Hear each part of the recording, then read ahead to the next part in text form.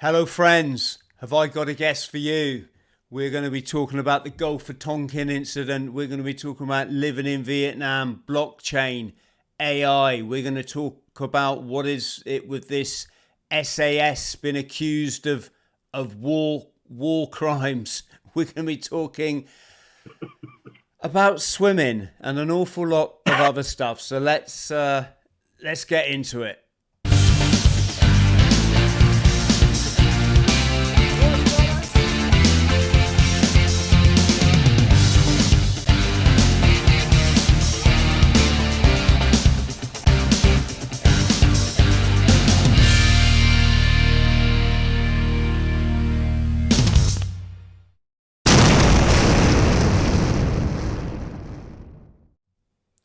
Hello, legends. I hope this finds you firing on another day in paradise. Have I got a brilliant guest for you?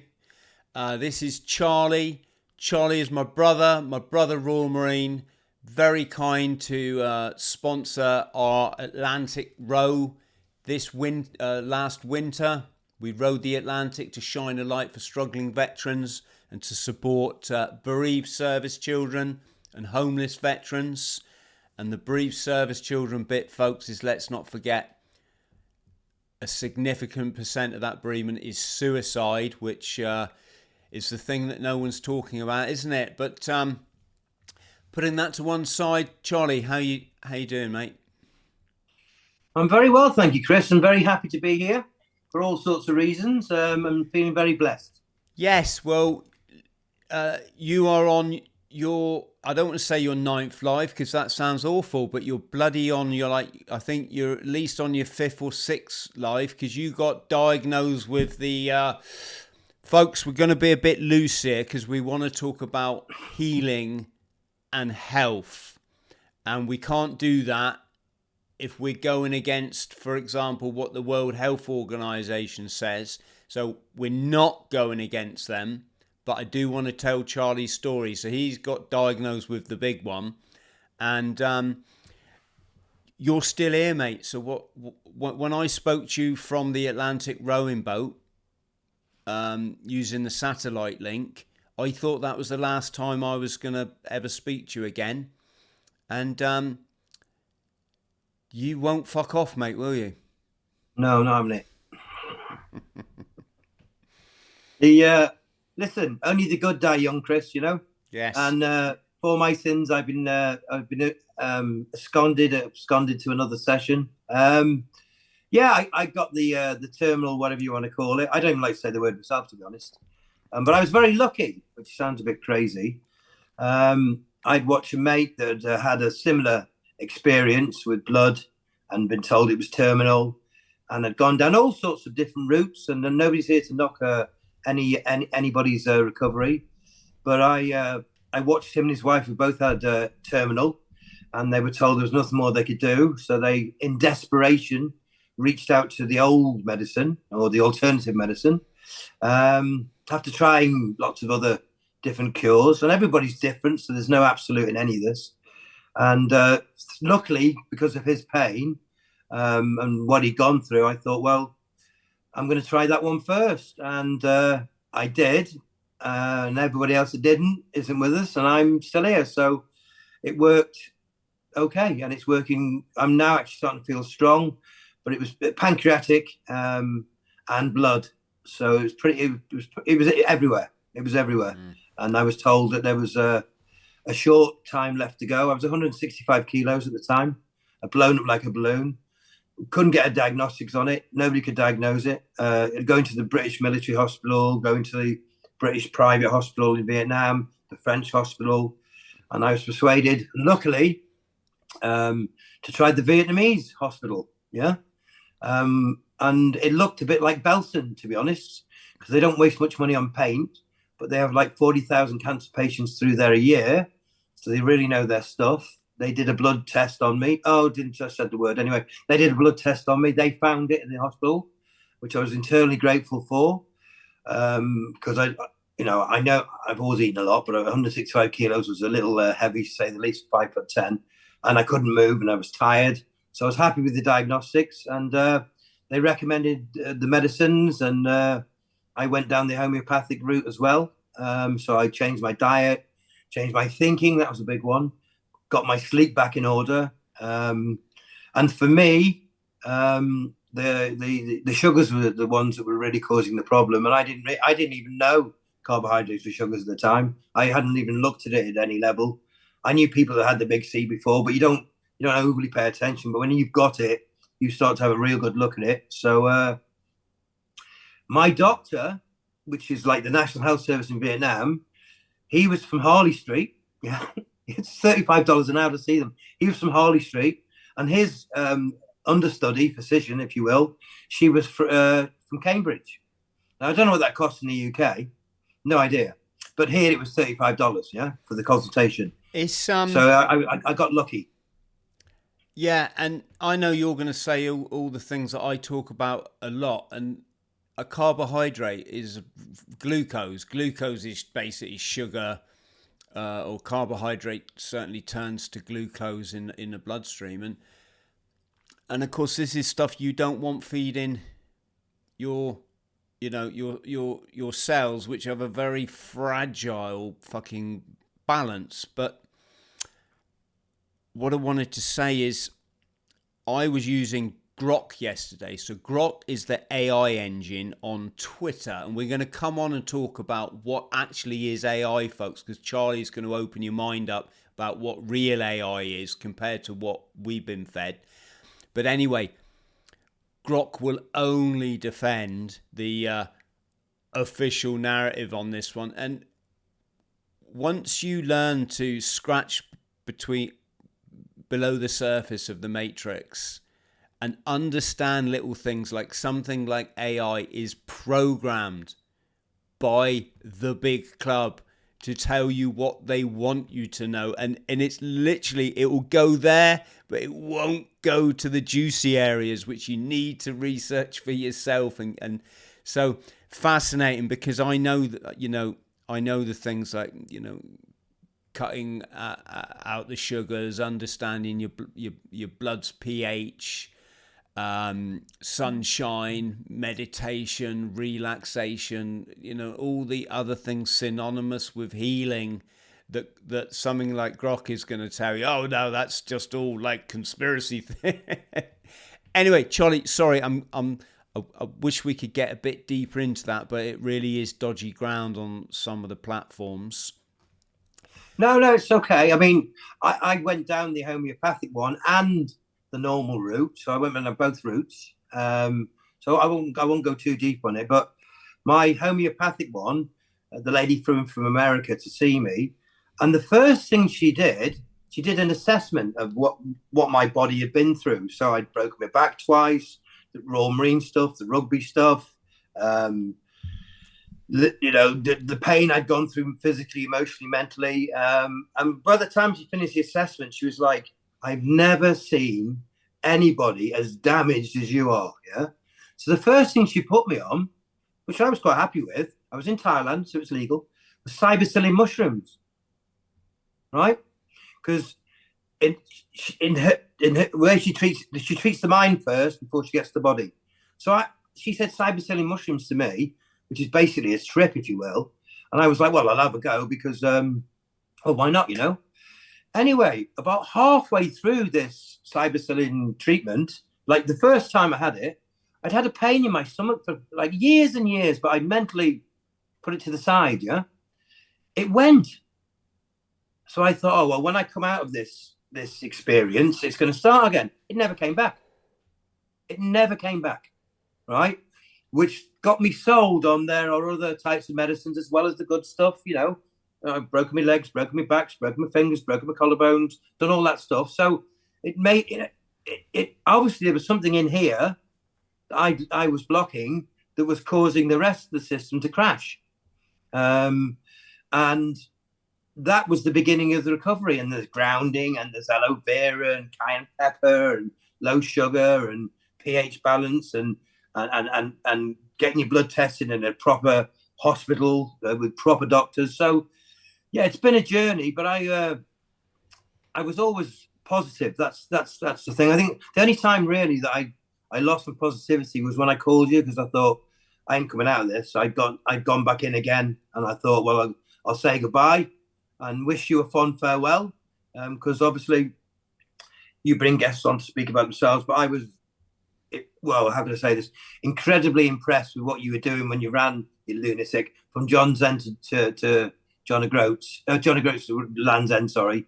And I watched that, laughing really, just because it's like thinking that, because basically we're all the same. If you've been through that training, you're all nuts, but in a nice way, you know. And from watching it from Vietnam, it sort of re-sparked my interest again in sort of talking to former bootnecks, because I'd broken a lot of contact really. So yeah, when I say I'm grateful to be here, I am very grateful to be here. Yes, thank you, Charlie. And you touched on some of them. So I'm just flashing up that there's my book, folks. Charlie's very kind to talk about his host like that. That's a good book worth reading if you want to smash out some stuff. Is State of Mind. Charlie, we got something to get over as Royal Marines vet. I'd say probably most veterans, although RAF are probably something different again, slightly different, and this is not a slur, but we got childhood trauma, buddy. And that is, you know, that leads to self-medicating through life, whether that be through food, you know, overindulgence eating, whether it be through chemicals or spliff, or obviously the big one, alcohol, which we were taught to do really well. But had we not been taught, we probably would have taught ourselves quite well. What can you tell us a bit about your childhood before joining up? Well, all right. Well, we lived in the Maxwell houses. You've heard of him. So financially, I was at first.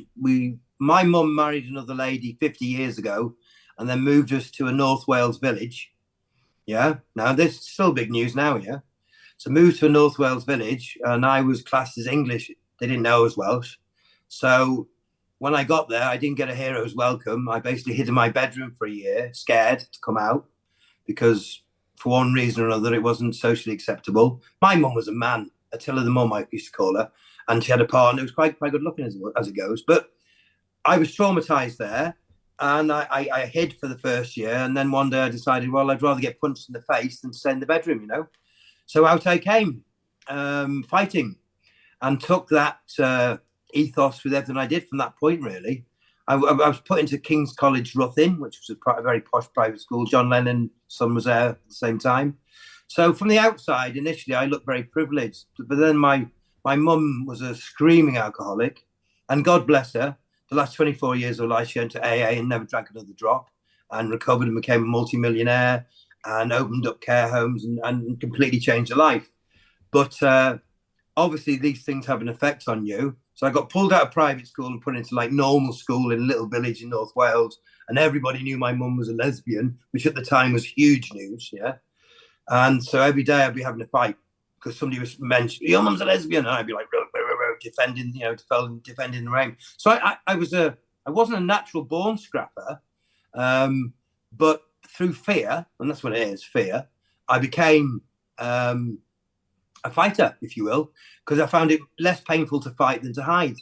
So that was my childhood. And then I went to Indefatigable, which was a naval training school, which is now the Armed Services outdoor pursuits place on Anglesey.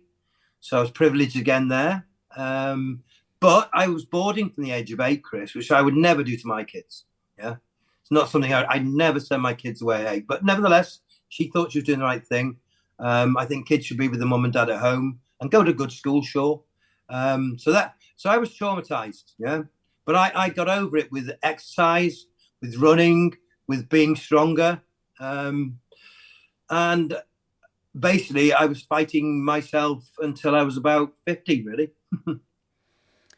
Yeah, I think we all do, Charlie, which is why I think it's great to have this conversation. Before we come on to the rest of your life, so friends, Charlie's over there in Vietnam. He's a highly specialist in things like blockchain, knows more about AI and crypto than I'm ever ever go into, and we're going to come on to all that stuff. But we mentioned alcohol. You're alcohol free, AF as it's referred to. I'd like to say that I was completely alcohol free, but every time I say to myself, I have to stop, it makes me want to do it more. So I give myself the freedom. If I want to have a beer, I have one. But I don't do 3 bottles of vodka anymore, which I did do in the past. Yeah. I think alcohol free I think it's certainly something that you can aspire to, even if you do have the odd drink. And I'm not here to like get into idiosyncrasies. Do you know what I mean? What I mean is I think once you realise the general philosophy that alcohol is not really that good for us. Yes, you could argue in moderation, but there's a lot of argument out there that says, well, really, what's the do you know how much drinking in moderation costs you in terms of finance, wealth, and relationships, etc. But anyway, like I say, I'm not here to get into the weeds. I just wanted to know, what did you feel?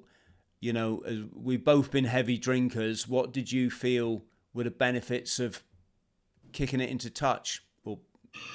I can't say I've completely kicked into touch. To be lying. For the most part.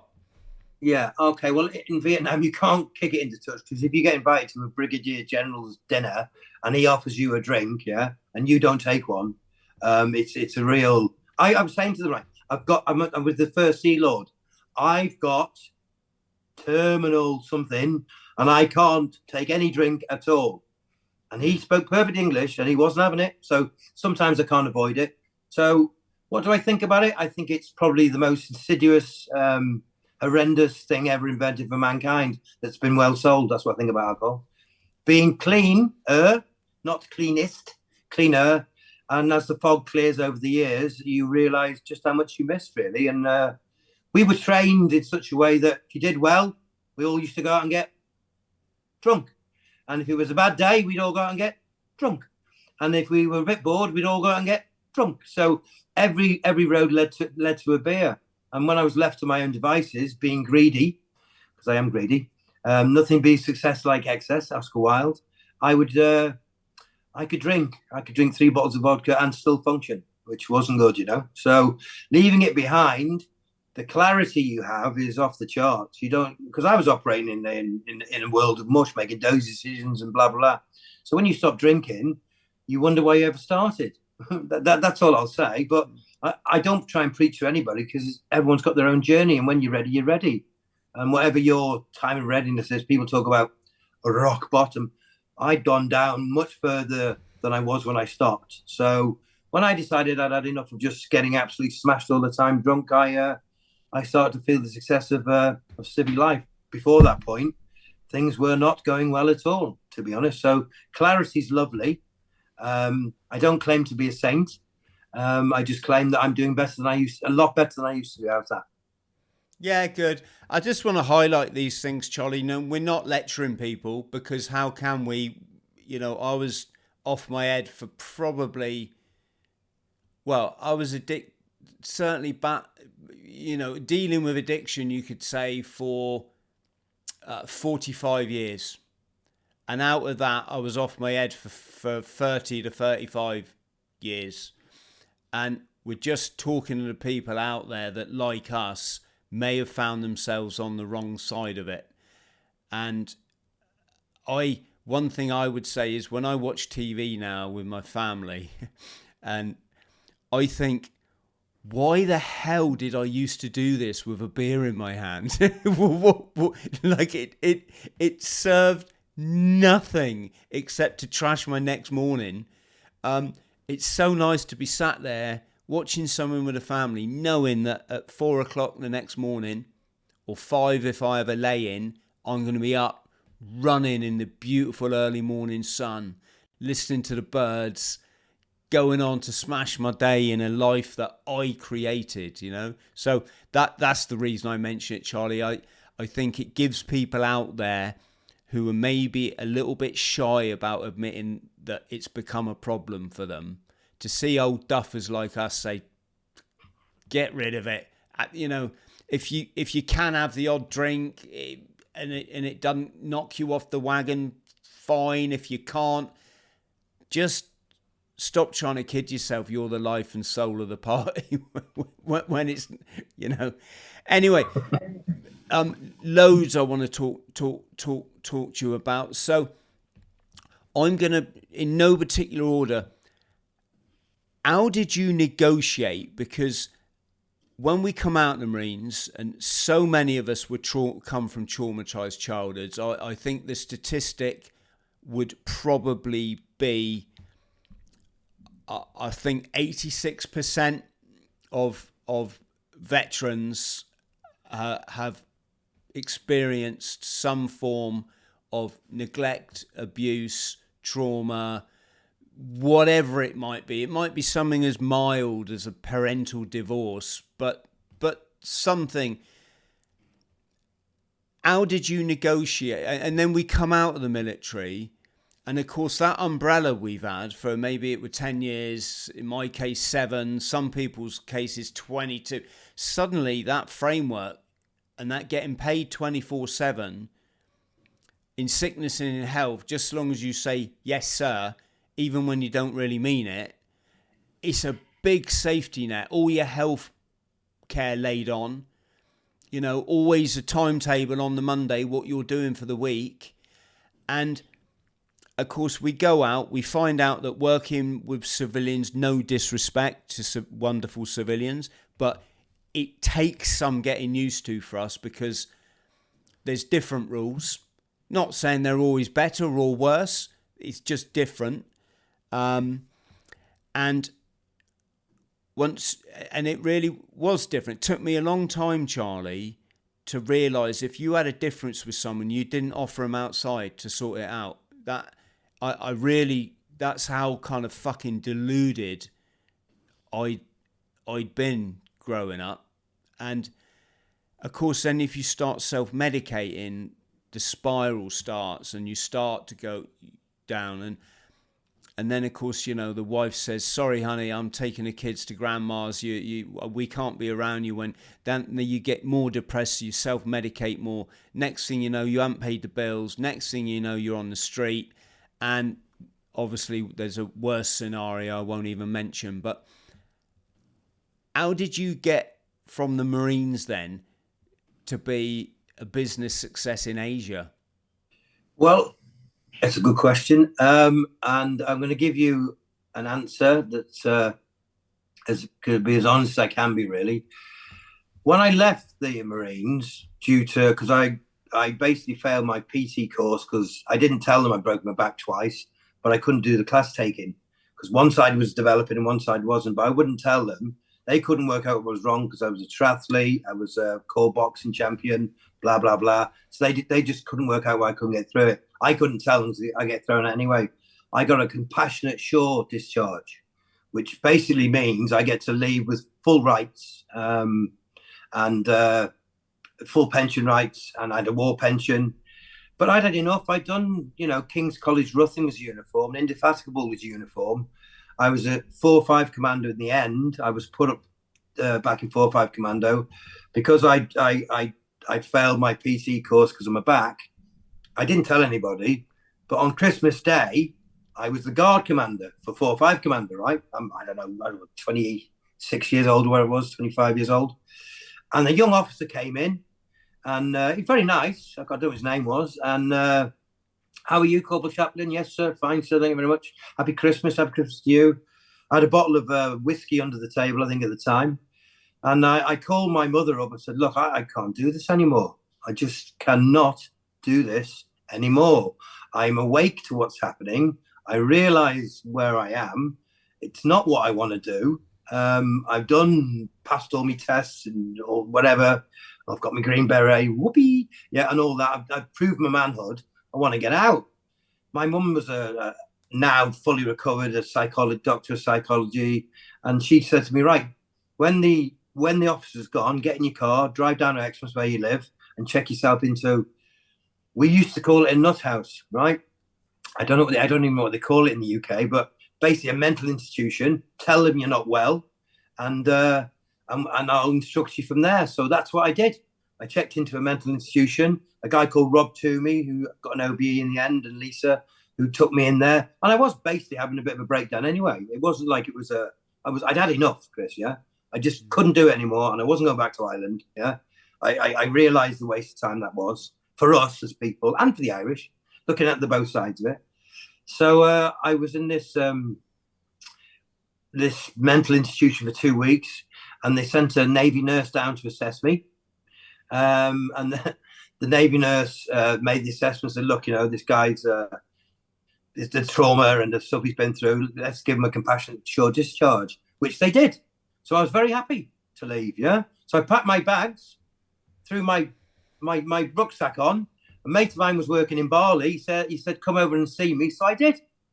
And I flew to Bali after leaving, like, I don't know, a few weeks. And it was the days before we all had mobile phones, if you can remember those. We'd forgotten about the time difference, yeah? So Bali was like 7 or 8 hours difference in the UK. He was meant to pick me at the airport at a designated time. That was the only contact I had for him. Of course, we'd forgotten about that. So I'm at the airport, landed in Bali, and I'm like, well, where's Pete? He wasn't there. I don't know if you've been to Bali. Have you been to Bali? I don't know. Anyway, the airport's actually in the middle of the island, not like 40 minutes away from the centre of Bangkok or whatever. It's in the middle of the island. So you can walk out of the airport and you're in Bali, yeah? And 30-ish, less 29 years ago, it was just, it was beautiful, yeah? There I was 1 minute in the craziness, next minute, I still got my Puss's green Bergen on, and I'm walking down, but I don't know anybody. I've got 100 quid in my pocket, yeah, because I'm meant to be meeting my mate who's got accommodation, yeah? And I came to this resort, and I remember it forever. Got my backpack on, my Bergen on. I walked into this resort, and they had a pool, big pool, and a corner of each of the pool was a great big lion's head with water coming out. Now that's crass now, but at the time I was like, and around this pool were all these villas, and I was like, God. So I went in there, sat down, didn't take my Bergen off, sat in the chair with Bergen on, ordered a glass of water. But of course, I'm about 6 hours into Bali. I don't know what I'm going to do. And whether you believe in God, a higher power, whatever you want to call it, and I do now. Well, I didn't then. I was an atheist. But the villa in front of me across the pool, Pete, the guy that's meant to meet me, remember there's literally hundreds of resorts there, walked out the villa and went, Charlie. I went, Pete. He went, what are you doing here? I said, well, my flight landed like 6 hours ago. He said, how do you know I was here? I said, I didn't know I was here. So he came over to me and we started talking. He said, do you want to work here? And I was like, what do you mean? He said, do you want to work on this resort? And I went, yeah, I do. He said, well, you got a job. That's your villa there, and pointed the villa next to his. I was so happy. I ran and jumped in the pool. I forgot I had my Bergen on. So that's how my civilian life started. Amazing. And, did you have hurdles to cross before you finally got established? I mean, I'm talking as someone who landed in Southeast Asia and ended up homeless. How was your transition? Well, I got there and I got a job working for a royal resort company. And I found I was pretty good at sort of direct sales. So very quickly I got made up to like middle management and then higher management. And then I started making a lot of money, which I didn't know how to control, because anybody can be controlled when they've got no money. It's easy. You can't go off and be, fly off here or girls there or, spending your money on stimulants or whatever you're going to do. I started in about sort of the equivalent then of about £10,000 a week, yeah, which is, a decent wage. But I was spending it, yeah, on the party. And then there was a rapid decline. And then, long story short, about 20 years ago, if I'm going to tell the truth, my rock bottom was a rubbish dump in Manila, which is classed as the worst place in the world to live, which I lived for 2 years and was the best experience of my life. So that was my rock bottom, but I was feeling so sorry for myself. Yeah. I was this and I was that, and I had the car and I was the best at this, and I always won, and triathlon and boxing. I was full of pride, Chris. Absolutely full of pride. So living on that rubbish dump in Manila for 2 years with these people that had nothing. And when I say nothing, I mean nothing. The kids would go out in the morning in one set of uniform. The mum and dad go on the rubbish dump to collect a plastic or whatever to sell to get enough money together for when the kids came home for their one meal, which they'd share with me. Yeah, which is, it's a beautiful thing, right? They had one light bulb, one tap, yeah, no floor, just cardboard boxes, literally separating them. And for the first 6 weeks I sat there, I suppose the word you'd use would be catatonic. Because I couldn't see anything. And then one day I watched this guy and this happy family that had nothing, no material wealth at all, but were really happy. And there was lesson number one. It ain't about the money. Yeah. Money doesn't do it. Money causes just as many problems as it solves. So that was my start of my, if you want, my real civvy life. And then I went back again, not fully complete, still with the old bad habits, but appreciating what I've got. Does that make sense? Yeah, absolutely. So you had an epiphany, basically. That's the word for it. I woke the up. Yeah, it's interesting you mentioned Bob Toomey. We're on the potential. They call it the potential Royal Marines course now, don't they? We call it the PRC back in our day. It's the little test, friends, that you do to. It's not a little test. It's a 3-day endurance bloody beasting to see if you've got what it takes to join the Royal Marines. And Bob and I were fireman's carry partners on it. He's a lovely fella. Yeah, he's always been absolutely a super bloke. And yes, and you mentioned Manila. I fell in love in Manila. That's another story. I fell in love with two things in Manila, and I think you know what one of them was. Both of them, I was saying yes. Sorry yes. to interrupt. So, and we should also say that the reason I kind of highlight the childhood trauma thing is it's the military are never going to admit to this. The government are never going to look into it. I mean, can we talk about your dad, or is that off? No, they won't declassify his records. He was SF. I got told he was Remy, so that's all I ever knew. Yeah, I just thought that you saw your dad how many times? 6 times in my life. 6 times because he was in the special forces. But they told me Remy. Yeah, but I don't think being in special forces meant that's why he didn't see you, although they are away a lot, which is he was in 14-ish, yeah, that sort of stuff. So he was away for 6-7 years ago. So they say the dad, don't they, the father's a boy's most important role model. Well, now thank God that it's being recognised that dads are important in the home. Very important. And and so, of course, mothers are as well. Dads have a purpose, and mums have a purpose, and we are, despite what we're being told, we are different. We have good sides and bad sides, but without a father, I mean, my mum was a father. She was a tell of the mum. She was a hard woman. She knocked me out. She knocked me out so many times, yeah. So she was the man. But without discipline in the family, the kids run riots. And of course, you need some form of grounding, if you will, to get things done. You also need a bit of loving, which mum brings in. Don't get me wrong. A lot of people are scared of the mum than they are of the father, but the mix works very well as generalization. But a same-sex marriage, that traumatized me for sure. But it's not something I want to cry about now.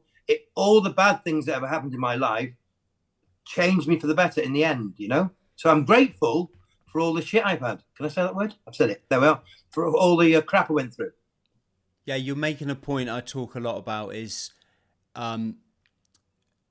you only learn stuff in life by having a tough time of it. If you have everything handed to you on a silver plate, there's no learning. There's no learning in it. So how you know to do?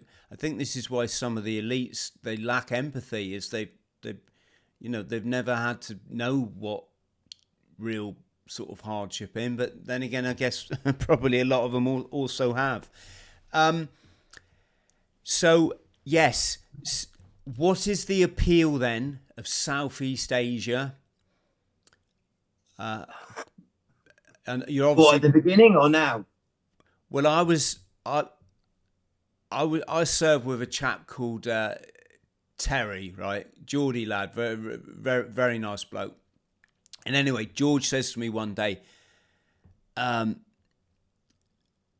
we were talking about pollution, and he was saying how back then in the 90s they were making a big thing about pollution in Britain because the whole climate thing was coming. And he looked at me and went, "Why, hey man, they didn't know anything about pollution, man. You need to get to Thailand, get to Bangkok, man." Right? Sorry for the shit impression, but basically what he's saying is, if you want to see pollution, go to Bangkok. And this is obviously 35 years ago. So I got an indulgence flight to Hong Kong for 30 quid. You? Yeah, with British Airways. Drank about 60 quid's worth of booze. Blitzed around Hong Kong. Got caught up in a gun battle by a chap called Yip Kai Foon. If anyone wants to Google that, very famous, or search engine it, I should say, very famous Chinese gangster, Yip Kai Foon. And I came out of Mad Dogs on New Year's Eve. I think it was around about 91, folks, might have been 92. And 40 people were dead in the street outside, had been killed in a crush when everyone rushed out the bars to celebrate the new year. So anyway, cut long story short, I tried to get a flight to Manila because I thought, I'll go to Manila. That sounds interesting. Missed the flight. So I said, just sell me what you've got next. She said, we've got Bangkok in 25 minutes. I said, get me on it. I always remember it because it's the first time I came across this thing, which you'll be aware of, where you go in a toilet. I'm talking like the toilet on the plane, an English style toilet, and there's footprints on the seat. And I knew I was in a different world, Charlie. And other than the footprints on the seat, I loved it. I landed in Bangkok, got in a fight with a bouncer in the Pink Panther bar. Nana. Was that back? Yeah, on Nana Plaza, I'm guessing it was. I can't quite remember, but that was quite interesting. And it was amazing, Charlie. Just being there was such a massive eye-opener for a young English Marine. And just want to say, what's Southeast Asia like now? Well, when I got here, it was the poor side of the world, yeah. So I had a very similar experience to you. Don't get me wrong, I was in Nana Plaza most nights when I got to Bangkok, or Soy Cowboy, and did all the usual. It was different then. Yeah, it was seedy. It was a seedy city. It had an underbelly to it. It was very polluted, but it was great fun, right? Yeah, especially for us lot there. I basically got there the same as you. Some guy said, "Have you been to Bangkok?" I said, "No." Planty, one of my mates, there was an ex-company, said, "Charlie, don't you ever go to Thailand," which is the red rag to a bull, obviously. So I thought I'd go to Thailand, have a look. My mate checked me into Nana Plaza Hotel, and I went across the road, and I thought I'd landed in heaven. Yeah.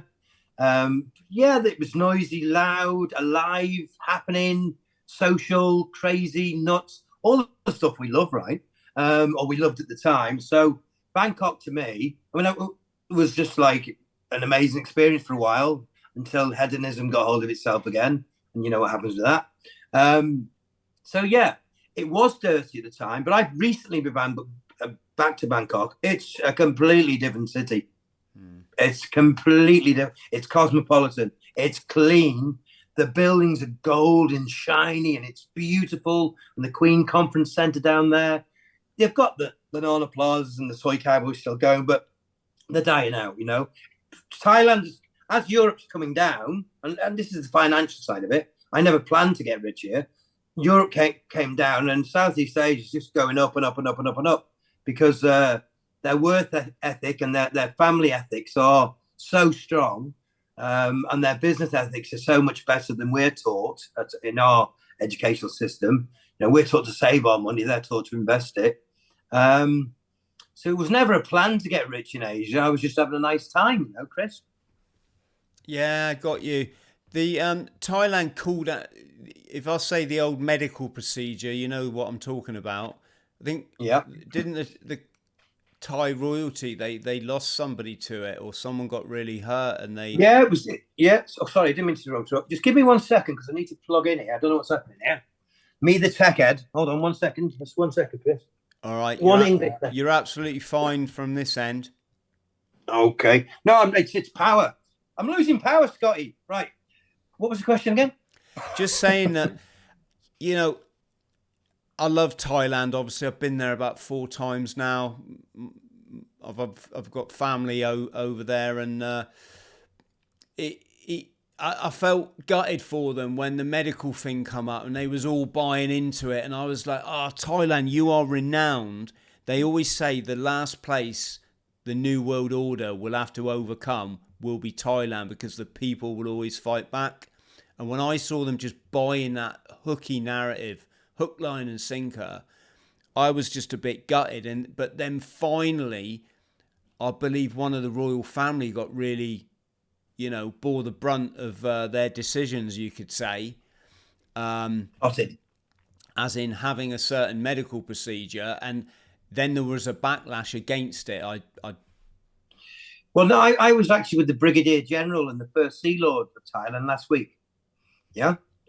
And when she got sick because she rolled her arm up, her sleeve up, yeah, they sent 3 of the best doctors in the world to assess what the problem was. Yeah.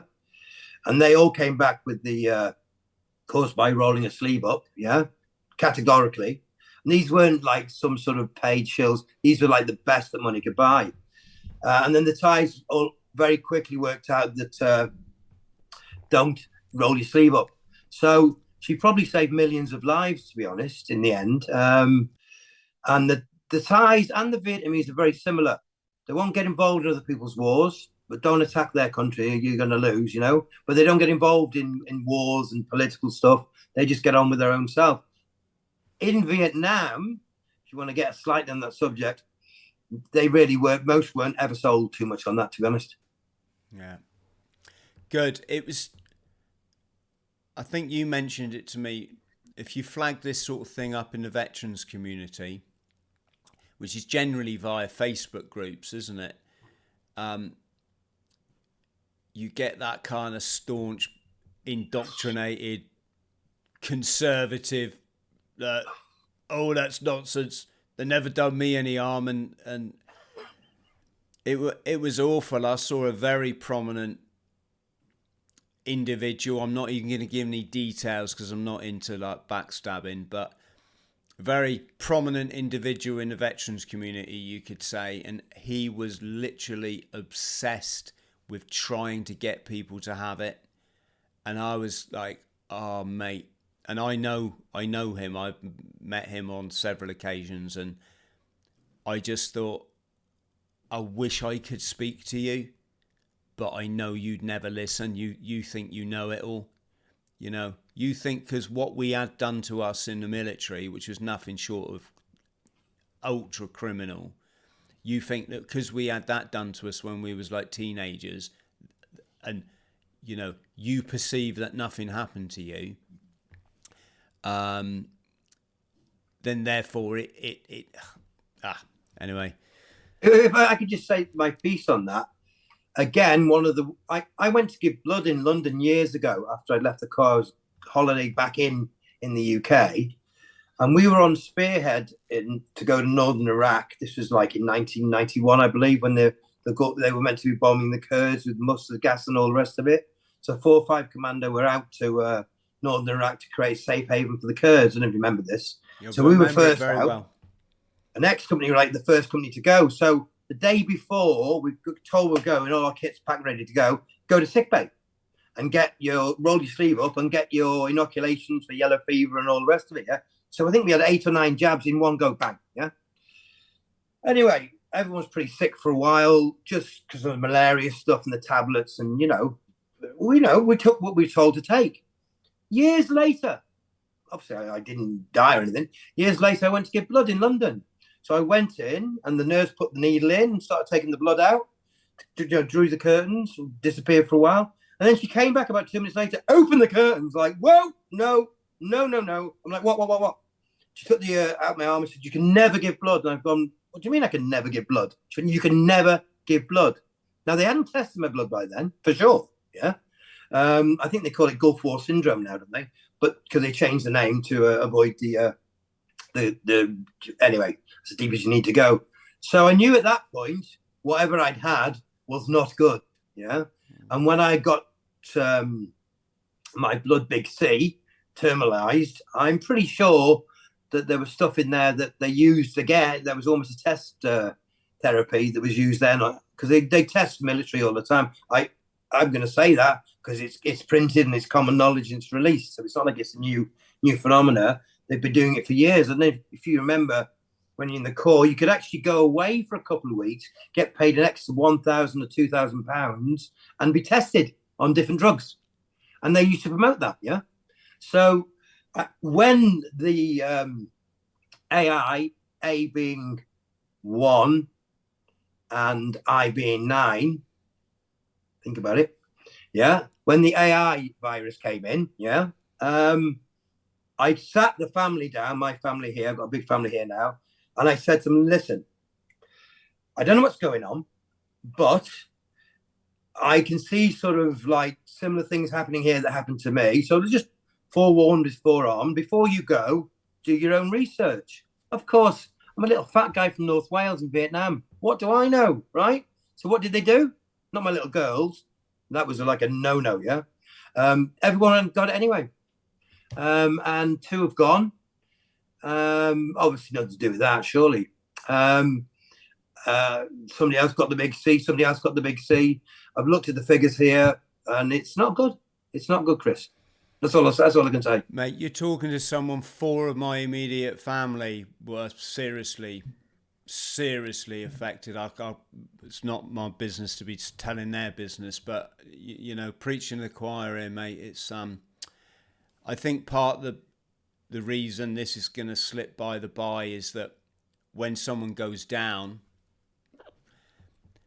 people that are still in that matrix, I believe the BBC way of thinking, just associate that was something completely irrelevant to what happened in 2022 and the like. They're like, oh no, he was 56, but it was very surprising he just dropped down but I think that's why you get away with it. I think it's too. It's just about. I think in life you've got to have anchors into different areas to understand the big picture. And if you have never ever bothered to put anchors out into anything because you just watch your CNN news as it scrolls 24/7, you go off, you do your job, you come home, and then you have your 2 holidays a year. I think there's a lot of kind of, you're expecting too much of people to. And it's not slagging off people. It's just the way life is, isn't it? I'm just glad that I'm aware of it, and that I can steer my family in a different direction. So, yes, and of course in Vietnam, famous Gulf of Tonkin incident, wasn't there? That another one that slips by the by. It's incredible, these huge crimes. Can you tell us a bit about that? Well, when I was in the military, when Green Beret, Commando, all that, whoa, yeah, obviously you're sold on that particular agenda. When I came out, I had a bit of an epiphany, as you want to call it. I woke up to lots of other people's opinions, Irish people that I used to obviously was programmed not to like, Indonesian Muslims, who I really got on with most of them. And I found out that whether you were in Wales, Germany, France, Spain, or wherever, basically people are all the same. there's good and bad in everything, So I lost the programming, and I came outside of my CNN, BBC binoculars and opened my mind up and realized just how propagandized I'd been. I mean, I always say that the uh, bullshit buggery corporation, yeah, are the best at propaganda in the world because they make the British public pay for it, right? So that's pretty clever, right? If you think about it from their perspective. And as I awoke, it was painful at the beginning because it shatters all your illusions to what you've been programmed to do, and it hurt. And even now, still, it's sort of like, what was I doing there? But everybody that governs anybody, wherever you are across the world, has an agenda, and power corrupts, and absolute power corrupts absolutely, and that's the problem with governance, in my humble opinion. I think you're spot on, mate. I wouldn't say it's just your opinion. That was Lord Acton, wasn't it? And so we had, from my understanding, Charlie, you had a lot of business interested invested in Vietnam back. The French had obviously already been in trying to colonizing Vietnam, and they got their ass handed to them. Then the Americans started a build up of what they called military advisors, which basically was the precursor to I don't want to say invasion because that sounds honourable. Occupation, I suppose you could say. And of course, you had all these companies, these petroleum companies in the country, and the last thing they wanted was a incursion from the north, and they needed their Pearl Harbor, didn't they? Well, yeah. I mean, if living here, I didn't realize that 3 million Vietnamese are starved to death. Did you know? No. Right. I'll give you a quick, in essence, what's happened in Vietnam. No one's ever beat the Vietnamese, and if you ever come here and meet them, you realize why. Right? They will not break ranks. Yeah. Maybe the new generation now are a little bit physically and mentally weaker because it's turned into it's a beautiful country to be in. It's immaculate. It's rich. It's thriving.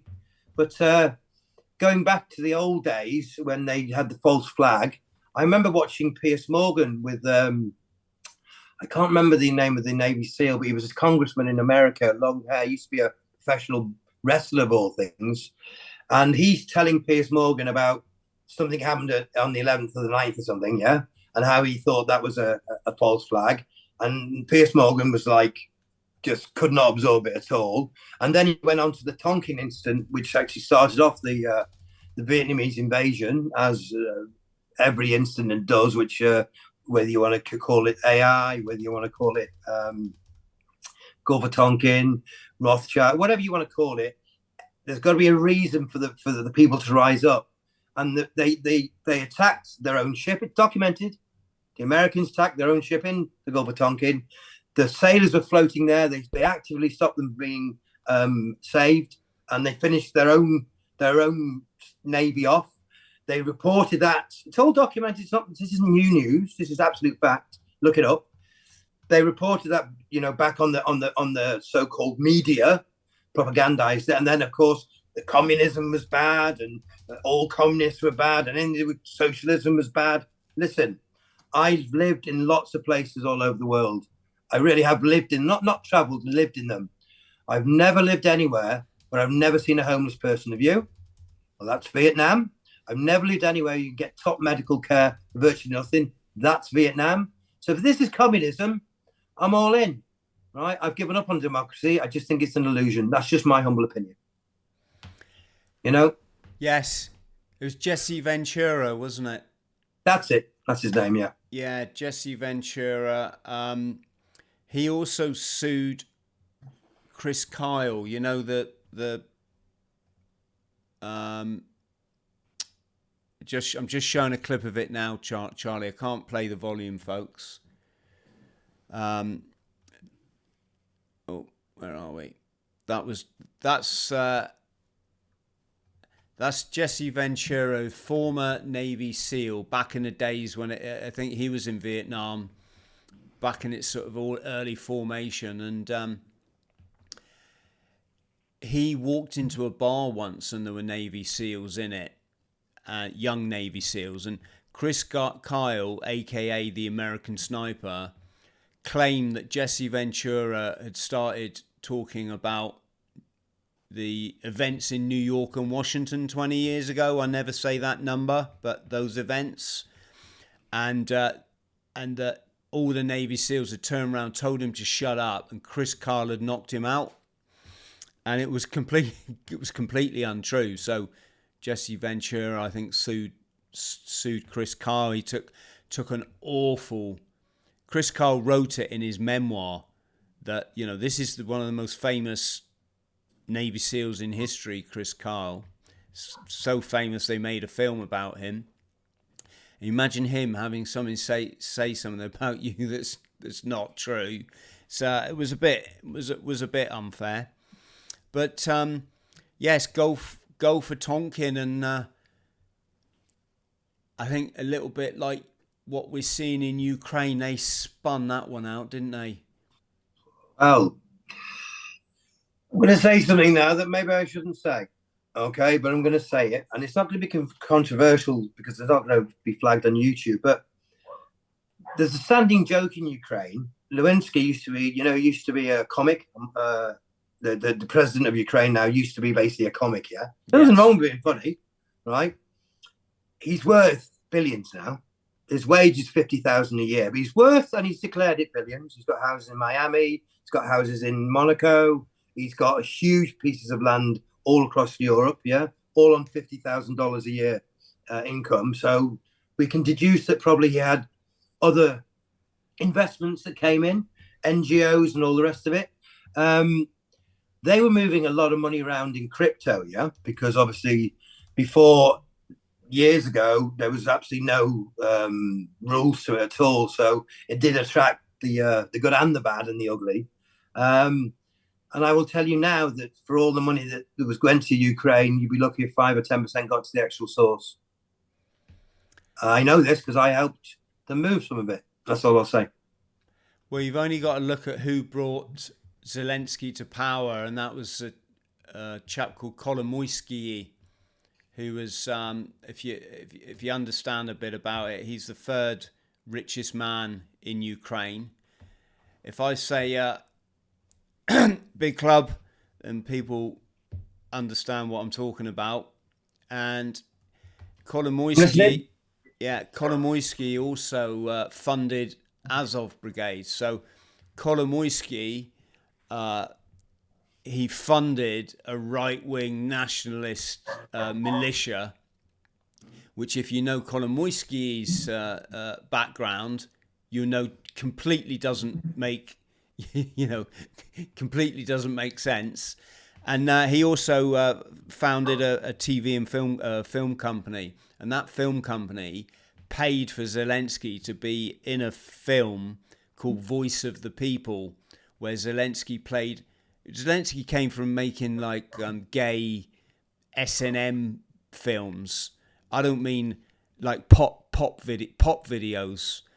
High heels and such. Yeah, and he was like cherry picked, I guess, because the reason they cherry pick all politicians.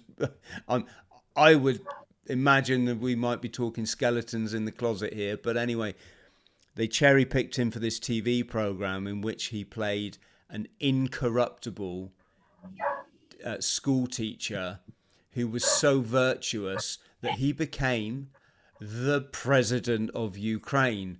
And of course, the people loved the TV program so much that when Kolomoisky, put Zelensky forward for prime minister, of course, it was a done deal. And then, of course, Zelensky's job is to just siphon off as much money from the Western taxpayer, from the very well-meaning, but some would say naive British public, American public. Just keep pushing a war narrative, keep pushing the evil Putin is going to invade Europe, keep pushing all this stuff which has no evidence base whatsoever.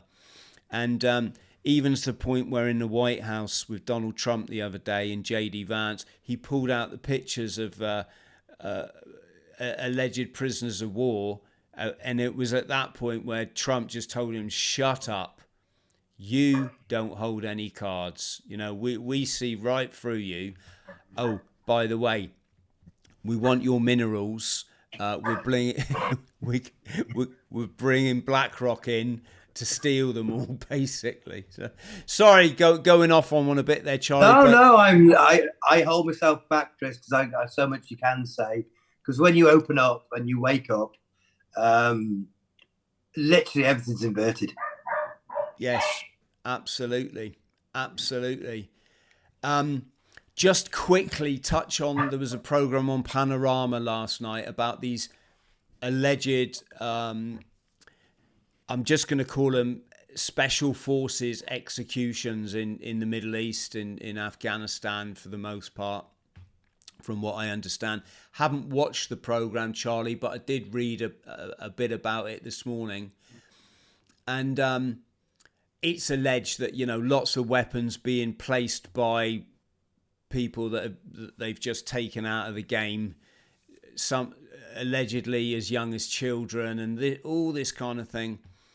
And I just think it's really simple.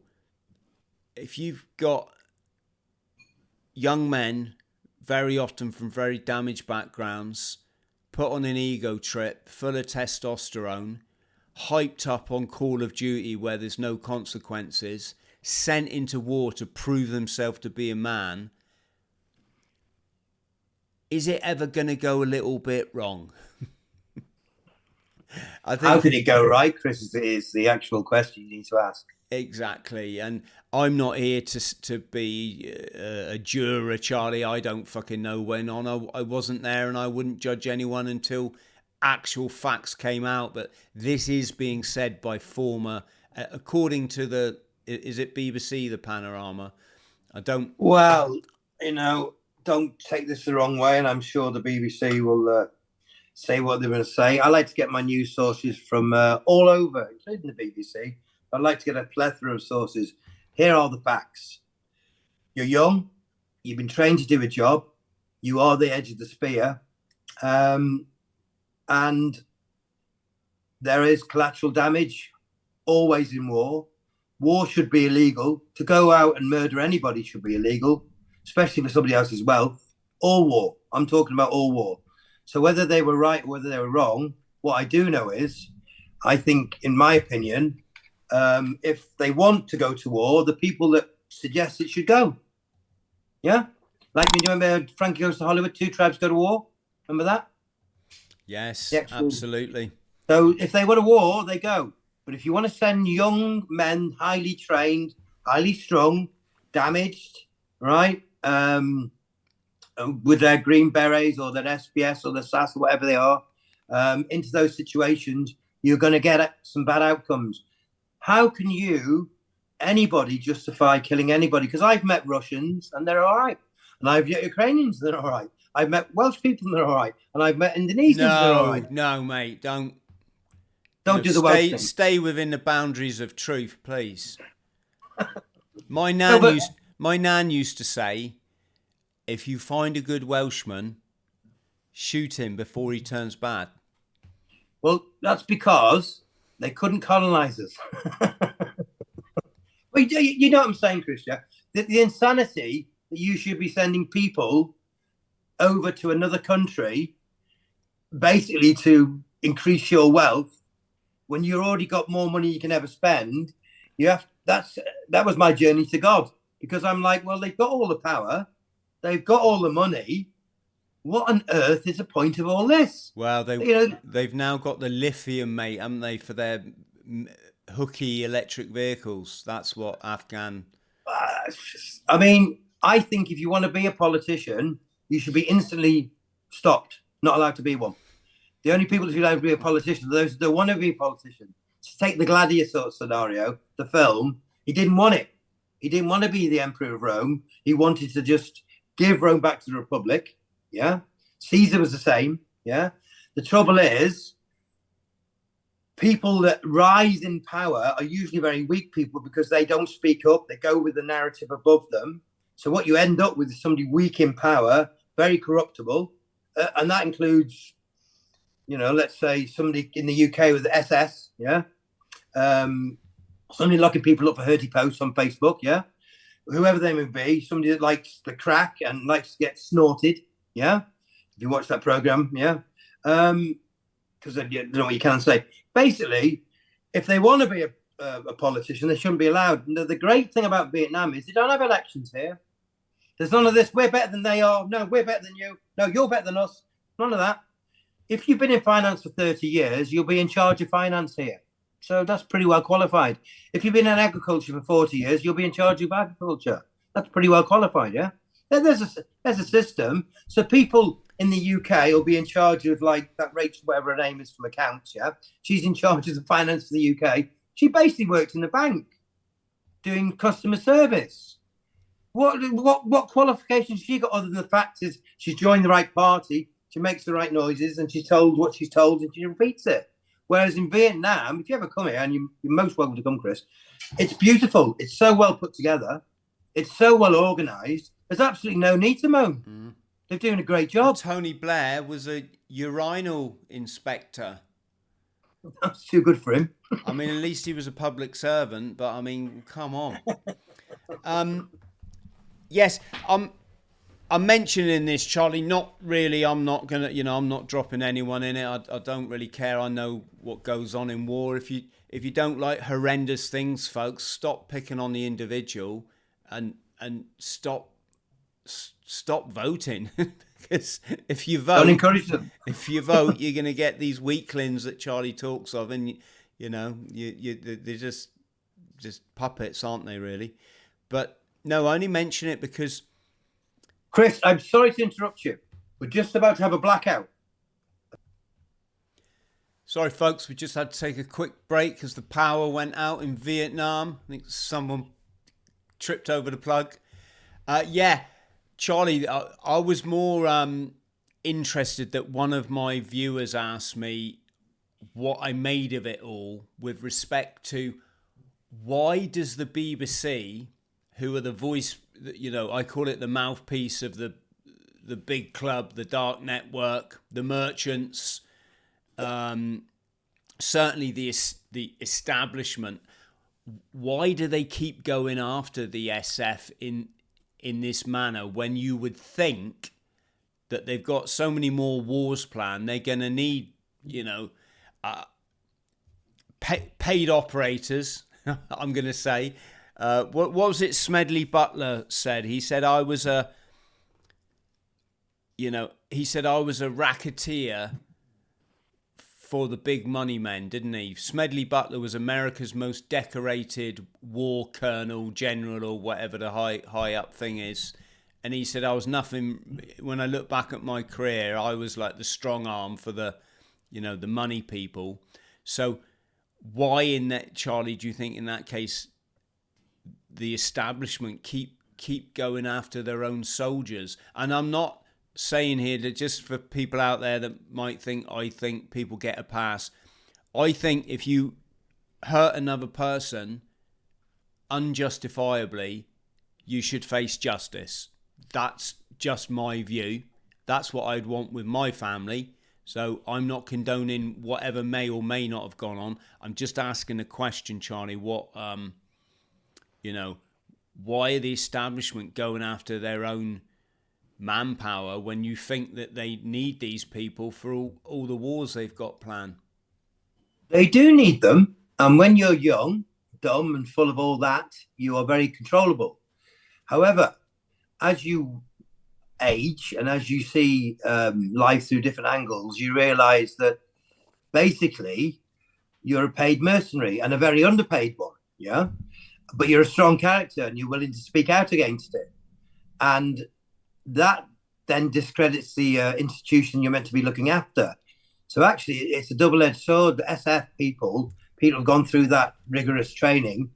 When they open their eyes, and most actually do in the end, it's they get a voice because they are the people that have been there, and they realise that they've been used to further an agenda, and the agenda usually comes down to getting somebody else more wealthy that's already wealthy. So they want sheeples, soldier sheeples. Yeah, they want people that will do as they're told, and they certainly don't want dissenting voices. And the trouble with SF is you're taught to think freely, you're taught to do things differently. Yeah, Paddy, the SES fella that sort of broke every single rule in the military, but got the job done, is now what they don't want, because if anybody speaks up when they're in the military, they get an instant voice, like that young Marine recently on the DEI that spoke out and said, look, you can't have DEI in the Marines, because if you're fat, you can't pass, and if you're skinny, you can't pass, and if you're weak, you can't pass. And there may be one woman in a million that may be able to pass, but the whole corps has to change for it. So they breed very strong-minded people that are indefatigable in achieving their goals, which is great. However, when they mature and see the bigger picture, not everybody does, they have a voice straight away because they're in it. So they must discredit that voice. Now, that comes in many forms, but it usually comes in forms of they've done something bad sexually, they've been caught with whatever drugly, they've messed an operation up. They will discredit them before that voice becomes powerful. So sometimes they need us and sometimes they don't. And when they don't need us, the trouble with us lot is we don't care and we're going to speak anyway. And that's because we're not scared. We've been taught not to be scared. We're almost psychopathic in our beliefs to get to the end of the mission. And that's a very powerful counter voice to their so-called narrative, because the BBC, the British Bullshitting Corporation, whatever you want to call it, right, are propaganda driven. And if that's all you watch, that's all you know. And if somebody gets on the BBC or on a big channel and they know they're going to release some information that's going to contradict what they're trying to sell the public, they will tell them anything. SF, First Sea Lords, I think the Royal Navy guy resigned this week, the Admiral, under some sort of sex scandal. Yeah. But I'd probably go a bit deep. My thinking is, okay, so a Royal Navy officer shagged his subordinate. Well, what's new, right? In my mind, it's been happening for probably 1,000 years, right? So it's an old playbook that they use. They use you when they need you. When you get a voice, if that voice doesn't go along with their narrative, they will use any form of propaganda then to discredit you. So an SF get a real voice. And, with Middleton, Foxy, yourself and various other SF will get a strong voice. So then you're a crackpot, a tinfoil hat believer, or a kid murderer. So the panorama that I used to watch and absolutely be absorbed by, I take with a pinch of salt, because I think personally that's not the story. But whatever the story is, if you're sent and trained to go and kill people, and collateral damage in that, which is legalized murder, is that kids are murdered as well, that's on them, and they know it. It's on them. So, because if they hadn't sent them, they wouldn't be there. So I think, unbeknown to a lot of former Marines as well, that are still completely in that zone of BBC, they don't want the narrative to break, because the narrative is breaking, and they're struggling to get people to join up now. This Queen and Country has slipped away, and if SF starts speaking up, which is like the top of the tree, then they're just not going to be able to recruit anybody. So I think this is a psyop to discredit SF, because a lot of people that have left and been involved in operations are now speaking out when they've woken up and going, do you know what? I was just an underpaid mercenary. And so I think the Panorama are part of that. So do I believe what Panorama said? It's always wrapped around some truth, certainly, because that's how they get away with it. But would I say that that was the exact story? Well, I'd be very surprised, because I've never seen anybody in the BBC report correctly. I just see narrative, narrative, narrative, narrative. It's like when I walk in a supermarket now, I just see poison, poison, poison, you know? The thing is, they're saying that 30 people have come forward, some of whom were supporting actors, support in a supporting role of SF, some of whom were SF themselves, some of whom are claiming it's SBS who haven't been in the spotlight up until now. And again, I know just from having been in the media or dealt with them, how they will literally cherry pick the lines for the documentaries that really sound the absolute worst. And again, I think I know this sort of thing goes on because I'm not stupid, I'm not naive, I'm not gullible. I realise that you're utterly indoctrinated as a child, basically. You know, a teenager. If you're under 18, you're still classed as a child in the eyes of the law, and yet you're put through the most heavily programmed indoctrination of killing known to man. Ben Griffin says this, the former SAS guy who walked out of Iraq. He left after having served in Iraq because he actually said the Americans went out and they got hits on their targets every single night. He said, how come as Brits we couldn't find any of the people we were supposed to look for? So, sorry again, folks, we had another Vietnam's powers out again. But what were we saying? We were saying, why is the establishment trying to shackle their own henchmen? Could it be that the way that they're trying to look, you said it yourself, the big club they work 10 steps ahead, whereas people just work like what's happening tomorrow or when's my next holiday? And could it be that this truth, Charlie, is bound to be coming out and they're trying to get their stamp, their control on it now so that they guide the narrative as to where this goes rather than rough old blokes who are dealing with PTSD. They're approaching their 50s and 60s and they don't give a shit. They're just going to tell the public like what really goes on, a little bit like what we're doing now. And then that becomes a bit of a, is it a battle for the information is what I'm trying to say. Well, if you control the flow of information, you control the thought process, right? So I'm very wary. I'm lucky enough, God bless God for letting me be in Vietnam, because I'm lucky enough in a supposedly, I don't know, socialist. They've got a foot in communism, a foot in socialism. They're the most capitalist people I've ever met. They work there. They've got great work ethic. Their government looks after them. There's no need to question them. And I would quite happily defend Vietnam because I live here, right? Because the country's run well. In America, they're under the illusion that they're free. They're not free. You can't even park anywhere. You can't do anything in the UK. You can't do anything, yeah? But they pretend that you can. But should you get a voice, they'll discredit. So if there's something gone on that the government have been involved in, they get out in front of it, yeah? So anybody that's involved in it, in my humble opinion, only my opinion, anybody that's involved in it will be discredited as a child killer, a paedophile, or a dissenter, a murderer, before the real story comes out. So when the story first breaks, let's go back to 191, if you rearrange the numbers, yeah? When that first happened, when I saw that, I was like, my God, that's the worst terrorist attack I've ever seen. Straight away, I was like, that's horrendous, It just the towers went down, and then I didn't even know about Building 7, and it was like, good God, I can't believe this has happened.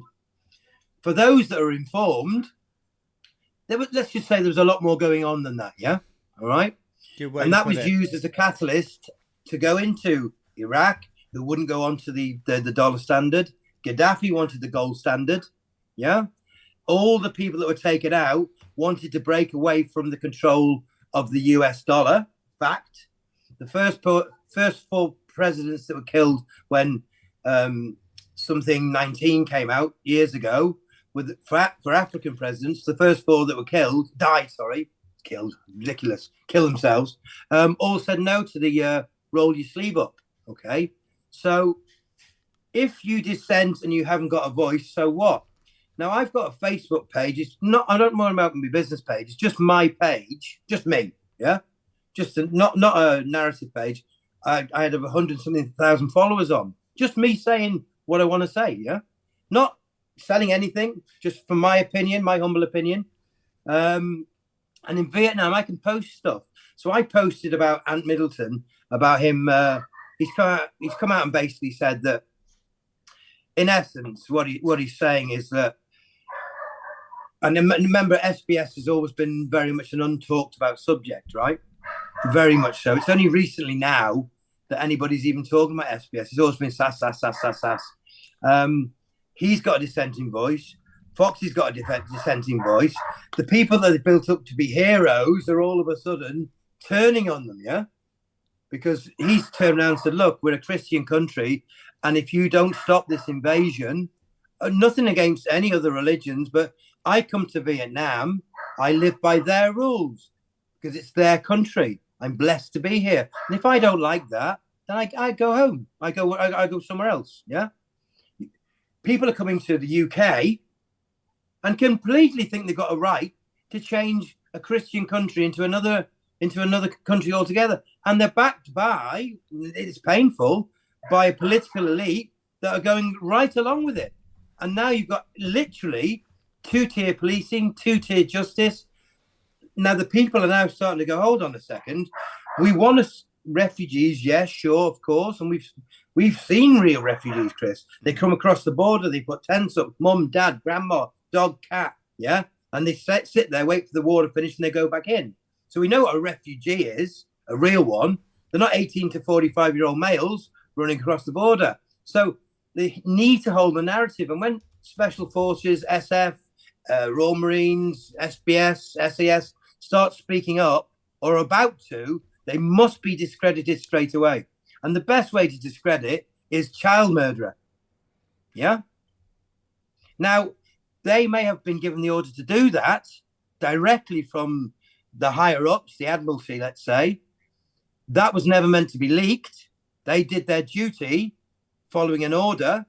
Of course, that's going to come out at some stage. So what's the best way to discredit it? Child murderers. We've been given, we just did our own thing. Look, war in itself is wrong. Okay? It's legalized murder. Somebody comes in your house to hurt your wife or your kids. Well, good luck, yeah? Good luck to you. Right? Vietnam have clearly stated that they will not get involved in other people's conflicts, yeah? They will not play. So have Thailand, but they will defend their own borders. It's called Ministry of Defense. When they turn it into Ministry of Attack, which is what's happened, for financial gains, and the soldiers start waking up, they've got huge problems with recruitment, controlling the narrative. So what's one of the best ways to do it? Well, one would be paedophile. Yeah, that's a great way of controlling it. Child killer, what's lower than a child killer? Yeah. And a lot of the soldiers that speak up when they're still in are still indoctrinated. So they don't know that they're being played. Yeah. So I think when you look at an incident 20, 30, 40 years later, something like the polio roll your sleeve up and the data's in, and it was caused by the roll your sleeve up. Yeah. In 40 years' time, the 191s will be seen clearly by everybody. In 40 years' time, this incident will probably be completely different. But in my humble opinion, anybody that's got all the power and all the money already, what's the driving force? Well, I think it's demonic, if you want the truth. And I found God through looking at this going, well, what more do they need? They've got all the money, all the power, all the wealth. Why on earth would they carry on with these, what we call the neocon forever wars? And yes, the politicians are getting paid very nicely. I don't care what you say, they are. Now, in Asia, Southeast Asia, I call it honest corruption because it goes on, okay? It happens. In the UK, it's disgusting because they try and make out that they're just getting, they're doing it for the good of the people, and we must save the Ukrainians and whatever. Yeah, the G7 nations, yeah, have been in the last 10 years, in my humble opinion, and it's only my opinion, Chris, have been vile in what they've done to their people, from the roll-ups, the breaking down of the families, the narratives, looking after other people, forgetting their old people, yeah, causing a massive mental health problem, because psychiatrists diagnose people or they don't get paid. So everybody's got ADHD, BDB, CDB. Everyone's got a problem, yeah? Now, everybody's been through pain, right? Now, whether that pain was you couldn't get the car you wanted and you're on a trust fund and you thought that was the worst thing that's ever happened, or whether you lived on a rubbish dump in Manila, we've all experienced pain and it's all individual. When the SF soldier grows up, he's a problem. He's a real problem because he don't give a shit. Yeah. Now, I never thought I'd see a young Marine get on a podcast and talk about DEI, because when I was at Lympstone in 1984, they were trying to get they were trying to get a non-man through then. Yeah. And they just couldn't. All arms command, of course, they could, but not through Royal Marines. You did all right, mate. Well, no, I mean, obviously some slipped out, but I thought I've got rid of the beard. No, but you know what I'm saying, Chris? If the narrative doesn't suit them, they'll drop you like a hot rock. That's what I'm trying to say. And they'll use all sorts of psyops to do that. My grandfather worked for a guy called Lord Astor, which was the Perfumer Affairs. He was the state manager. Yeah. Lord Astor wanted to take the pound sterling back onto the gold standard. Yeah. So I don't know if you remember the Perfumer Affairs, right? It was a big deal. The politicians, apparently, the Labour politicians who wanted that to happen, were going down to the farms in Devon where my grandfather was a state manager of, and having wild weekends, shall we say. They broke that in the press, yeah. Remember, Lord Astor wanted to go back to the gold standard. They didn't want that, so they made out that he was obviously a sex-crazed lunatic, blah, blah, blah. And they went to my grandfather for the story, and they offered him £10,000 at the time, which was a lot of money. And he said, listen, I worked for Lord Astor. I saw nothing. He told the truth, yeah? And for that loyalty, Lord Astor left him 2 farms. But the point is, if you control the flow of information, you control the narrative. People that are in the forces are getting different information than people out of the forces. People in Vietnam get different information than in the UK. You got to be very careful what the information you're given, because every bit of information you're given is what they want you to see. So we'll be Trumpers, right? Because he's so much better than Biden, but he's still left, right wing, eagle in the middle. It's still the same agenda. It's still control. And why do you want more money when you've got all the money in the world? And why do you need more power when you're the most powerful in the world? Well, that's when you get into a bit deeper, and then you get into literally good and evil. So they'll use any narrative they want to make sure that the people that aren't stupid, but they're just trusting, are controlled, in my humble opinion. Yes, that's one thing. Another thing that has to be said, and again, I'm literally not taking sides here.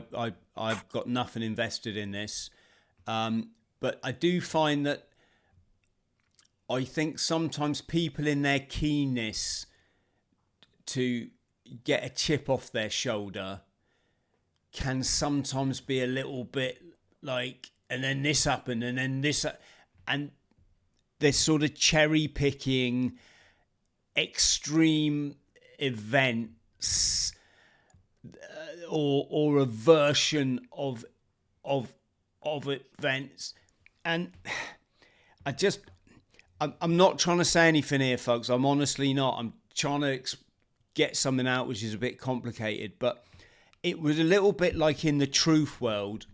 You'll get someone that will expose, say, for example, the roll your sleeve up thing, right? And they're all, they mean well, da-da-da. And then when you chat to them, and then the next thing they're going and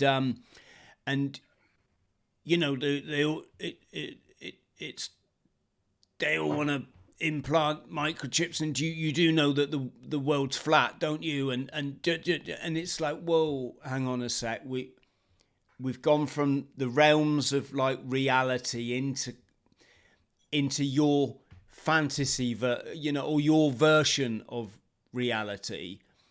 And I'm not trying to upset people here, Charlie. I'm trying to point out that you can pick someone to speak on a documentary, and it could be someone with an axe to grind. And when people have an axe to grind, you're going to get a lot of their version of the narrative comes in with it. That's kind of like what I'm trying to say. Well, I see it like a divorce, right? When people get divorced, if you're the friends with if your ladies and friends with the lady, it's the man's fault, and if you're friends with the man, it's the woman's fault. The reality is that most divorces, it's both people's fault. Okay, both people have messed up somewhere. The reality of any war situation, in my humble opinion, I always say that because it's only my opinion. I'm not pushing a narrative. Is that we're being told in the UK that we must peacefully protest, only peacefully, in certain areas at certain times. Why they are using full force to get their agenda across the line. Whether that's in the air, the water, the food, the media, the institutions, the indoctrination areas, the universities. So I don't try and fight the narrative. What I've done with the company I've got, I'm not taking on the banks. I'm not stupid. I'm just trying to give people a decentralized way of using it, so they're not under the control of the paper that they change and print when they want, to give people real assets. So I'm always very cautious of any breaking news story that's negative, because especially when it's well reported. I mean, in Africa, they've got an awful disease. Have you heard of it? It's called starvation, which millions of people have been dying from, and the cure is food, right? So you've got people that earn $2 a day, yeah, getting $200,000 bombs dropped on them by people that earn $80,000 a year. So people that can keep earning billions of dollars through ongoing wars. So I only know it's the absolute truth if I speak to somebody with integrity. And again, it takes a long time to find those people, and you're very susceptible as a former military when you go in a civvy street of shaking somebody's hand and thinking they mean it. I'm sure you made that same mistake as well.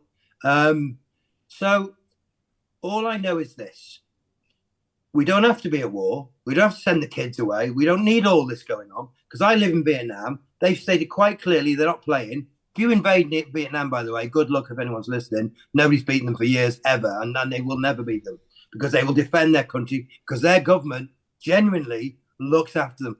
One homeless person in 13 years I've seen, Chris, in Vietnam. But if you want to invade Vietnam, good luck. So everything we are shown is because they want us to see it. I've had loads of videos taken down because I've said something that's hit a nerve. Yeah. Yeah. And they like to get out in front of that and discredit it, yeah?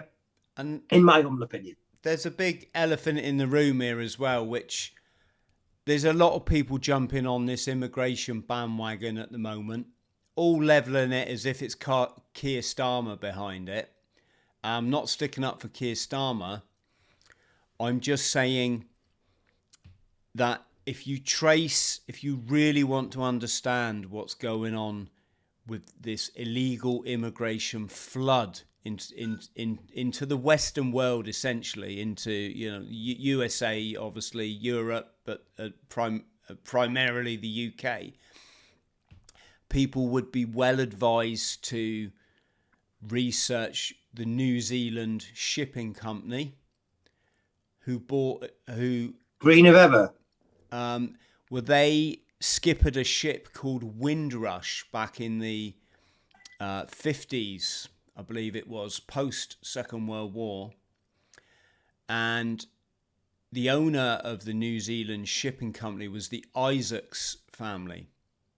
Now, the Isaacs family were in a network called the Cousinhood. And it won't surprise, I think people probably a few steps ahead here have already realised that's your Rothschilds and your Carnaby's. your network, right?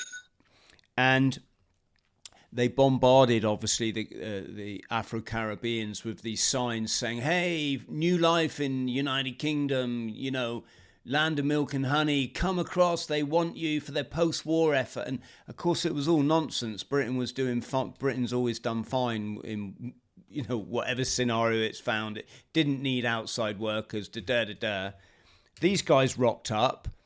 I think the British people went out to actually meet them at Tilbury Docks with a cup of tea, and that's, you know, that's how nice people are. But of course it was raised in Parliament. Hang on, how has this happened? Why is there a big ship rocking up at the docks, and it's full of who, and of course nobody knew, because it was done by, you know, the cousinhood, aka the network, aka the merchants. And what we're seeing now is just a continuation of that. And so when I see the likes of Ant, and Ant's a good guy. I know, you know, you can tell that. I know that. We've had a couple of communications over the years. He was very supportive when I ran the length of the United Kingdom. But I think unless they start to, and I know it's very difficult to take public office then talking about a dark subversive agenda, because look what happened to JFK when he talked about the monolithic conspiracy that operates by covert means. I'm saying it just because I can, and I would want to make as many people aware of it. You can try and blame the boats on Keir Starmer's inadequacy, folks, as much as you want. You can try and get another politician in, whether that be Reform, and I know that's a popular option now. But it's, some would argue they're all, you know, bristles of the same brush. I just made that expression up. It's not bad, actually, is it? Not bad, actually. No, that's pretty good, Chris. Well done. Former Royal Marine, you know. Yeah, with the brain. So you, no wonder you left. Yeah, and the looks, mate. Some would say, you know. Well, I'd say the word essence could be used in this conversation without any problem. I'm not going to argue with you, brother. So, so if we truly love our children, we've got to start waking up to the fact that all of this is gameplay. They're years ahead of us. Keir Starmer is a nothing, a nobody. He's just another puppet that's been corrupted by the big club and used for their gains, just like Tony the urinal cleaner Blair. Yes. Okay. I think we've done that. Sorry, Chris, Trey's point. When I was in the Corps, there were certain left politicians that were making noise about the Gulf War. Tony Benn and Galloway, yeah, saying how there was no need for it, there was no weapons of mass destruction. I used to hate them with an absolute passion. I go back and listen to some of those speeches now, and they resonate so strongly. They were absolutely on the money, right? So when it comes to, I sort of switches to big tech, if I may, yeah. When you're in big tech, you get to scratch the surface. You do. I get to pull the curtain back and have a look. Yeah. So you can get a bit of what you're being shown. I get a lot of what nobody gets to see. Yeah. Which I won't go into now because there's no point, because I'll just sound like an absolute lunatic. But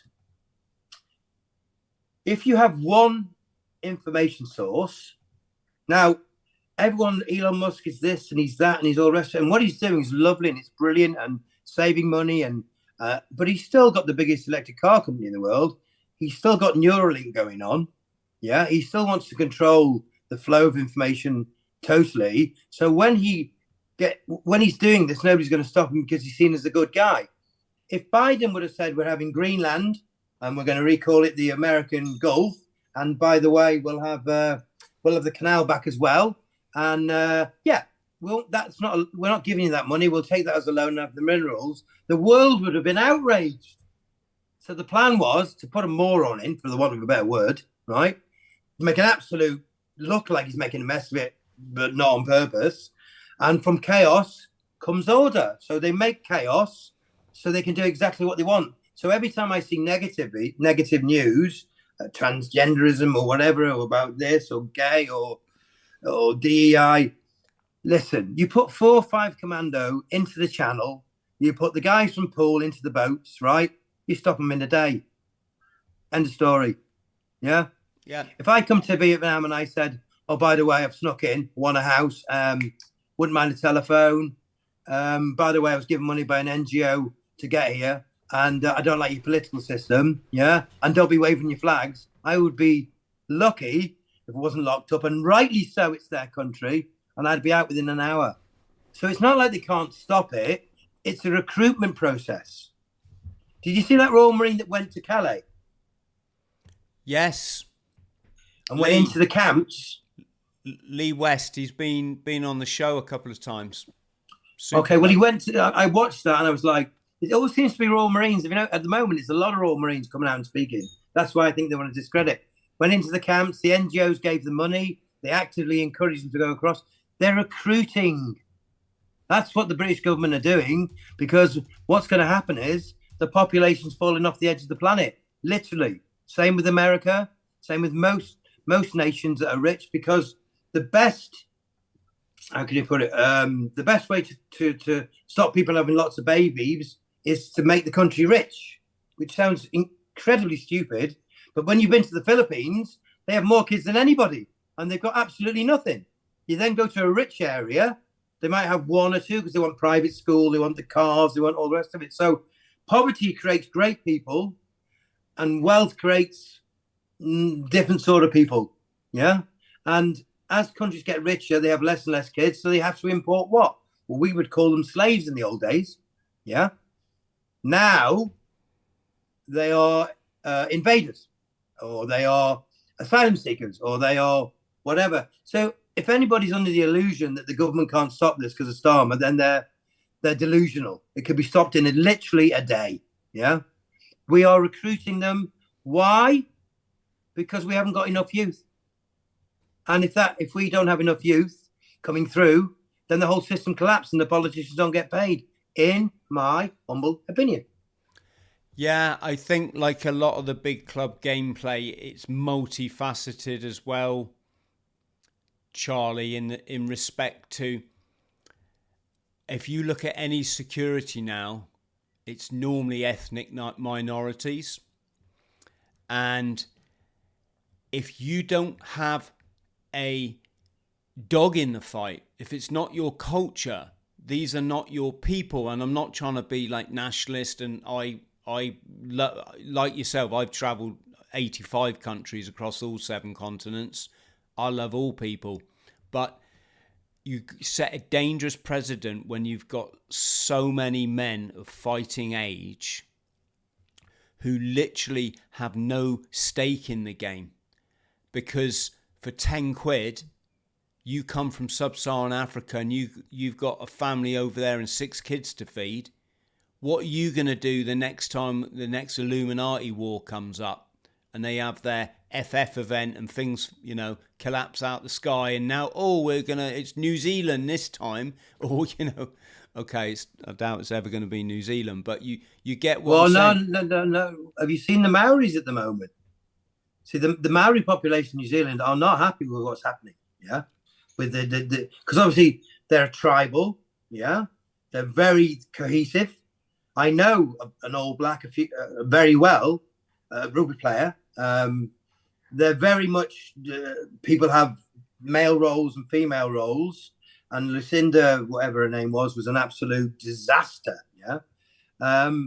But it's getting very tribal. Yeah. You got the one side that want to be inclusive and have everybody involved and mean well. They mean as well, but they've had enough. They've had enough, because we were told it was our country. We were lied to. It's their country, Chris, and they can do with us as they please. Or we get a civil war going on, and we all know what happens there. Brothers and sisters are killing themselves, and whoever gets in power is the most corrupt person again, and the whole cycle starts again. So until we stop conflicts until we stop recruiting, until we stop the money people using us to enrich themselves for power, and that's down to us to do that. This will go on forever. Yes, it's just further dilution of community culture, community identity, community values, self-confidence. Everyone's just being destroyed, Charlie. I mean, people here now, I mean, it's always been a bit bad in the UK. People tend to be a bit shy, but now, like, no one says hello. Like, literally, you walk into a bus stop and say there's 5 people in there. No one will even look up from their phone to sort of, you know, not even a courteous, all right, you know, it's, and half of it's because of the obvious dopamine addiction of the phone, but the other half of it is people are screwed, mate. Young people are so timid now. Physically, like, turn their head away when they walk down the street, because especially after the, you know, the whole C-19 thing.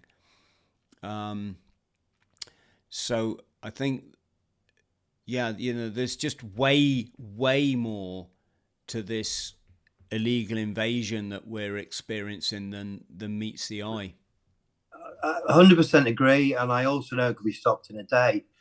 When we had the roll your sleeve up problem, which didn't really happen too badly in Vietnam, and they were very honest about it, and they didn't, you know, it was seen as a foreigner's disease. Well, I know all that was going on, and the world, apparently the worst pandemic in 100 years. They still found the money to put up the 5G towers, right? And if you really want to know what's going on, look down there. That frequency is actually a military frequency used to every single screen that you watch. Yeah, we got to be careful. Just a warning, we got to be careful what we say here. But yeah, when you've got media, you've got frequency, you've got institutions, and you've got one single line of communication, you're not going to break that. And if you do break away from that, you'll just be a tin hatter.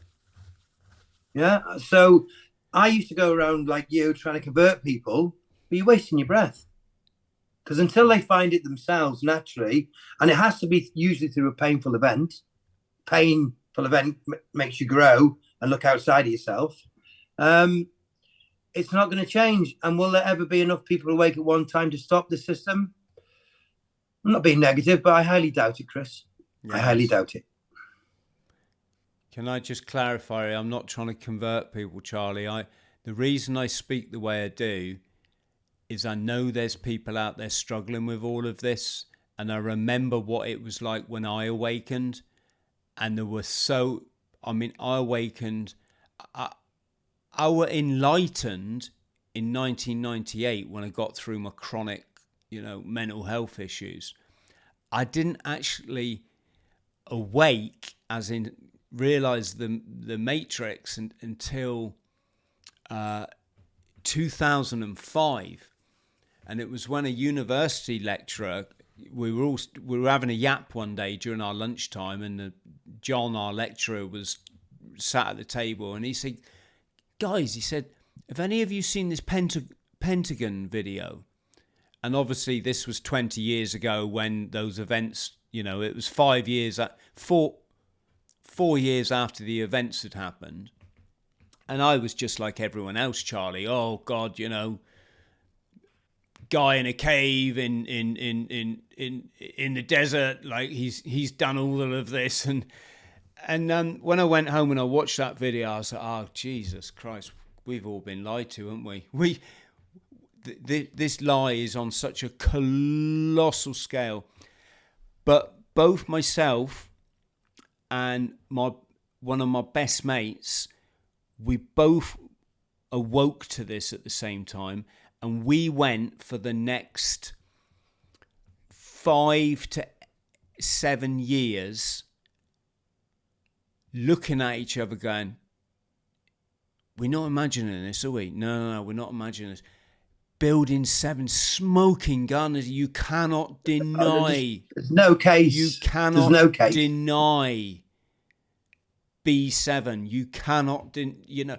And we hung in there, and I actually got to meet Willie Rodriguez, the last person to get out of the towers alive. I've obviously now met David Icke and all these people that know far more about it than I ever will. And what happened was there was nobody back then to say, Chris, you're absolutely right, mate. And it goes a lot deeper than what you've just done. It goes a lot deeper. Welcome to, you know, the reality. Welcome to Red Pill, right? And that's why I say these sort of things, Charlie, is it's not, I don't know, it's all right to live in a life where you don't realise any of this stuff, but despite it can be quite challenging when you're newly awakened, because you're still trying to make sense of life whilst being in the matrix. The enlightenment step, the next step, that's the cookie cruncher. That's where your life begins, folks. And if I can help anybody to get there and step away from this bullshit and this parochial, conservative, believe anything that the BBC tells me and then fucking argue it on Facebook like an absolute prick while people are literally dropping like that because you're around you, because you're ignorant and you're uneducated. And that's I shouldn't jump in, but I'm going to jump in here. The more educated you are, your PhDs, your astrophysicists, your biologists, the more invested you are in their agenda, right? You haven't been educated. A lot of the time you've been indoctrinated, okay? So they'll bring the PhDs on that will come out with their version of the event. He's the PhD, she's the PhD. That's how it should be. So if we had a chat in private, I've seen some stuff behind the curtain that I won't talk about on here, but if you think you're not being played, you really are asleep. Yes, absolutely. And I probably sound like I'm having a go at people only just because, you know, stay awake, stay present, forget the past. But it was, you know, that medical thing, that was hard. For those of us that knew what was going on, that was hard, man. That was challenging. But Charlie, listen, I want to take this forward now, and this will be the last thing we discuss. So you're a young person now growing up. There's so much confusion out there. You've been sold such a shit deal in terms of, like, you'd be so much better to read books than go on the PlayStation.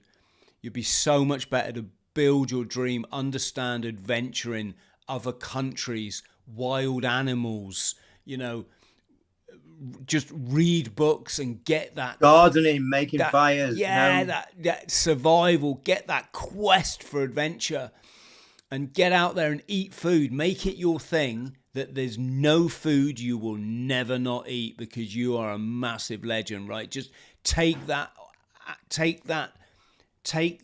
attitude into life and it's going to do you so well, right?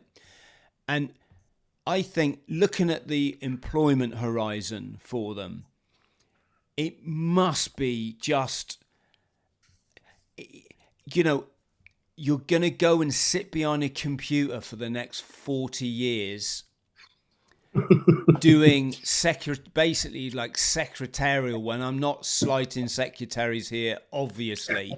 I just mean you're a big hairy ass bloke with all your tattoos and your funny hairstyle, and you ain't going to be out there like Tarzan fighting lions in the jungle. You're going to be sat going, you know, for your whole career. I don't want that for people. What I want to do now, Charlie, is say, is there a way young people can embrace AI, crypto, blockchain, these areas that us dinosaurs are struggling to get our heads around? I'm just getting into crypto now just because you can. It's quite good fun. It's like doing the Grand National every day, betting on the Grand National every day. Got to be careful what I say. I shouldn't be promoting gambling, but Oh, no. Crypto is a great big casino. You're absolutely correct. tell us And if you about think it. you understand it, you haven't got a clue what's going on. Okay. It's an emotional market. If Elon Musk said, hey, that fart smells good on Dogecoin, people will buy it, right? Okay. If somebody powerful promotes their crypto, it will go all the way. But I've been in certain rooms when certain pumps are going on, and I've seen what's really happening. And what by the time it gets to the influencers, is the people you'll watch to try and find out what's going on. It's over.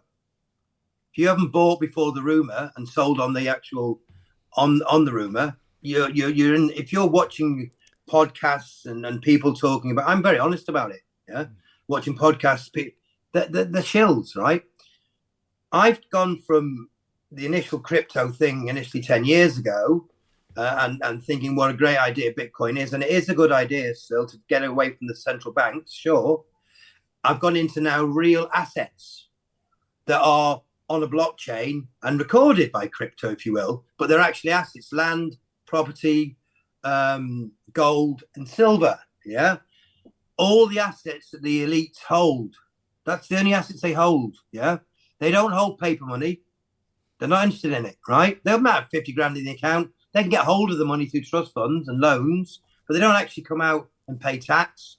It's asset management. So the blockchain stuff I'm doing is about taking asset management to the normal person. And it's been a painful trip because you sound like a lunatic in the beginning because all you are is ahead of the curve. And if you're ahead of the curve, what's he talking about?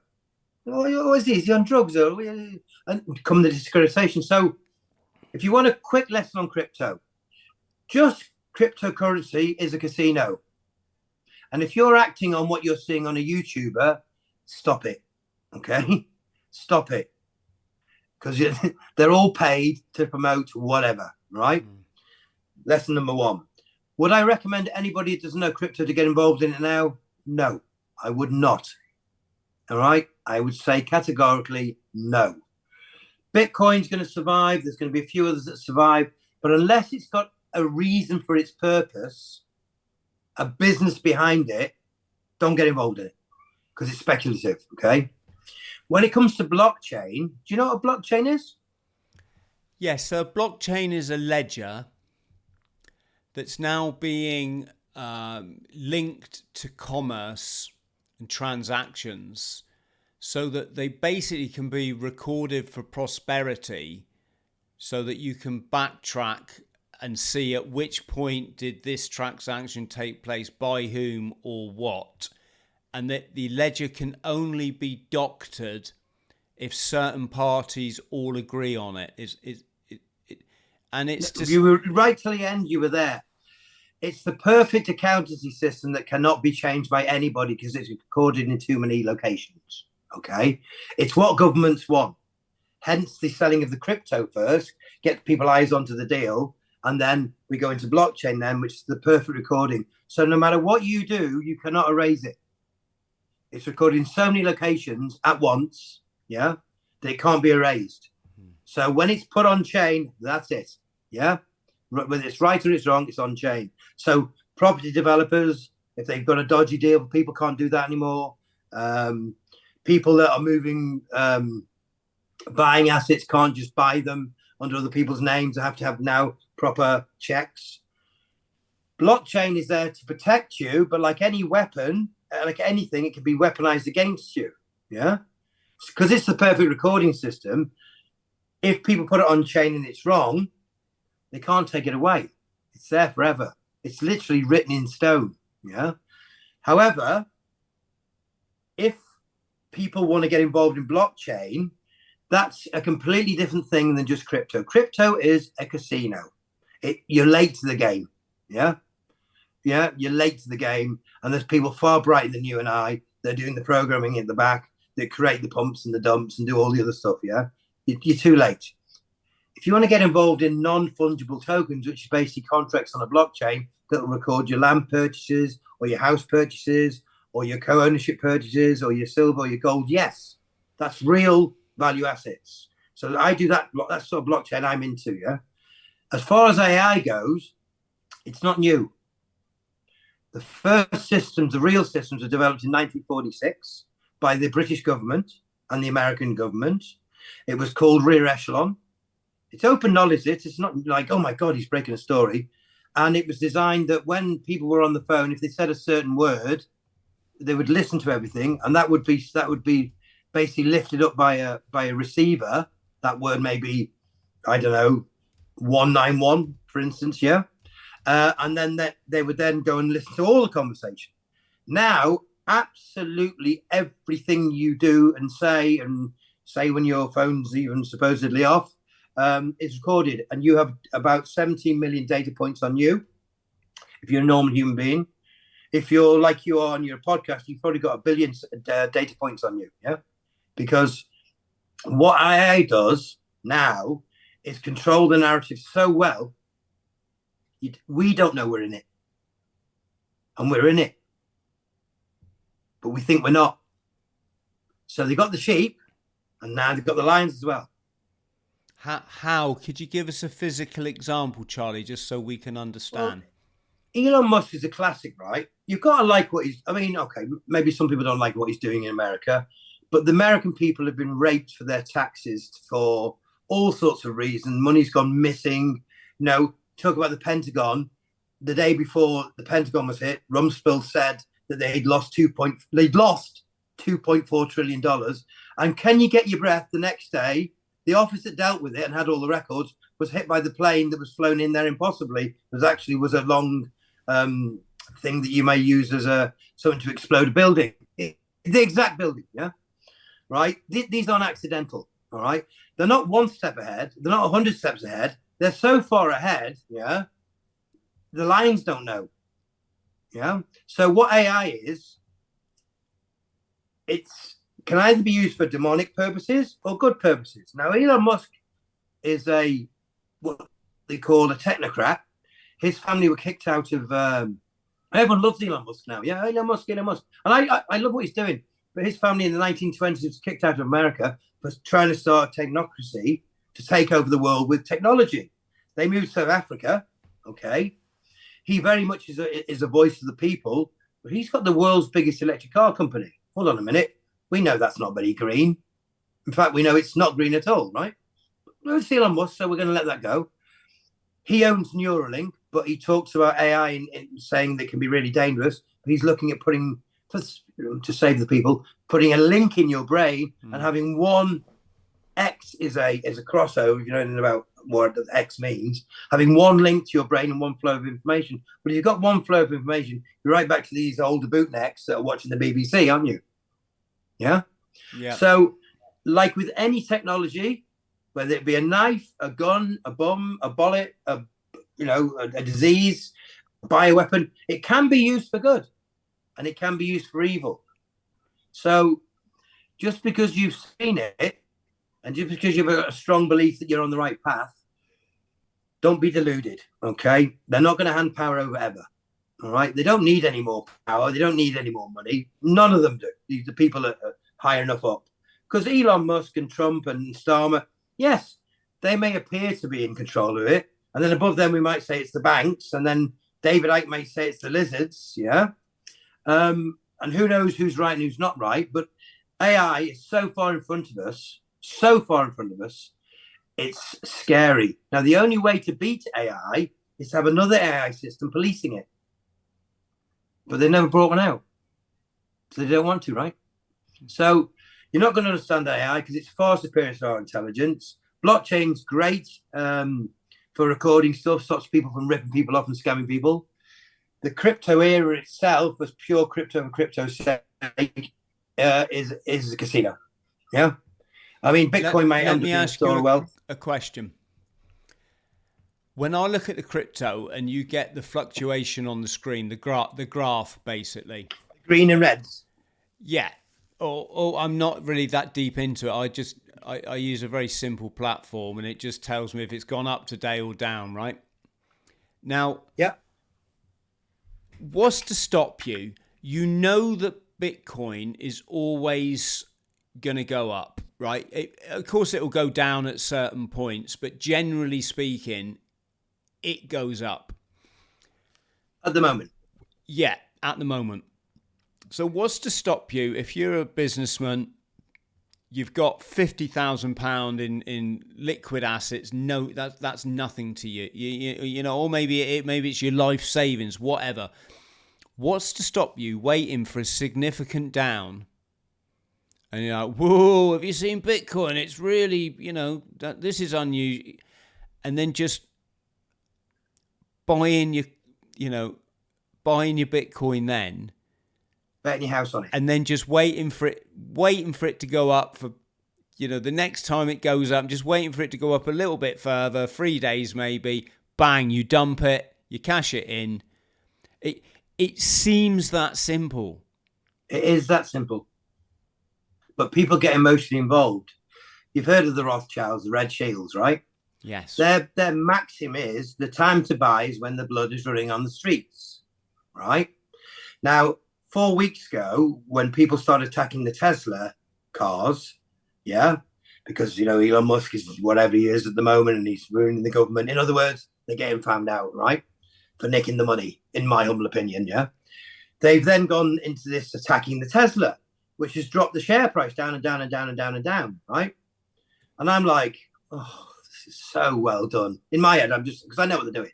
They're dropping the share price. They're all buying back in, yeah? They're buying, Tesla shares have all been bought back at the low price, yeah?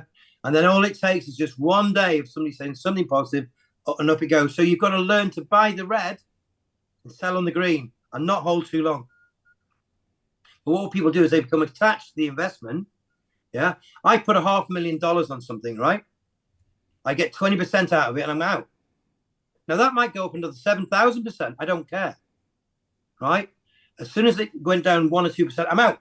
So I don't have to get it right once every 10 times to make a profit in a year. But we're told by the influencers to hodl and hold on and da-da-da. Unless it's a company that's producing something like holidays or what we're doing, which is like the land and the gold, real assets, all it is what? It's confidence in that particular program. It's only a program, yeah? So, and how did they manipulate that? Well, quite simply, if Elon Musk farts in the right direction in crypto, you watch it. If Elon Musk came on and said my crypto was brilliant, right, I'd be a billionaire tomorrow. Okay? They manipulate the market in the negative. The time to buy is on the red, is my advice to anybody, yeah?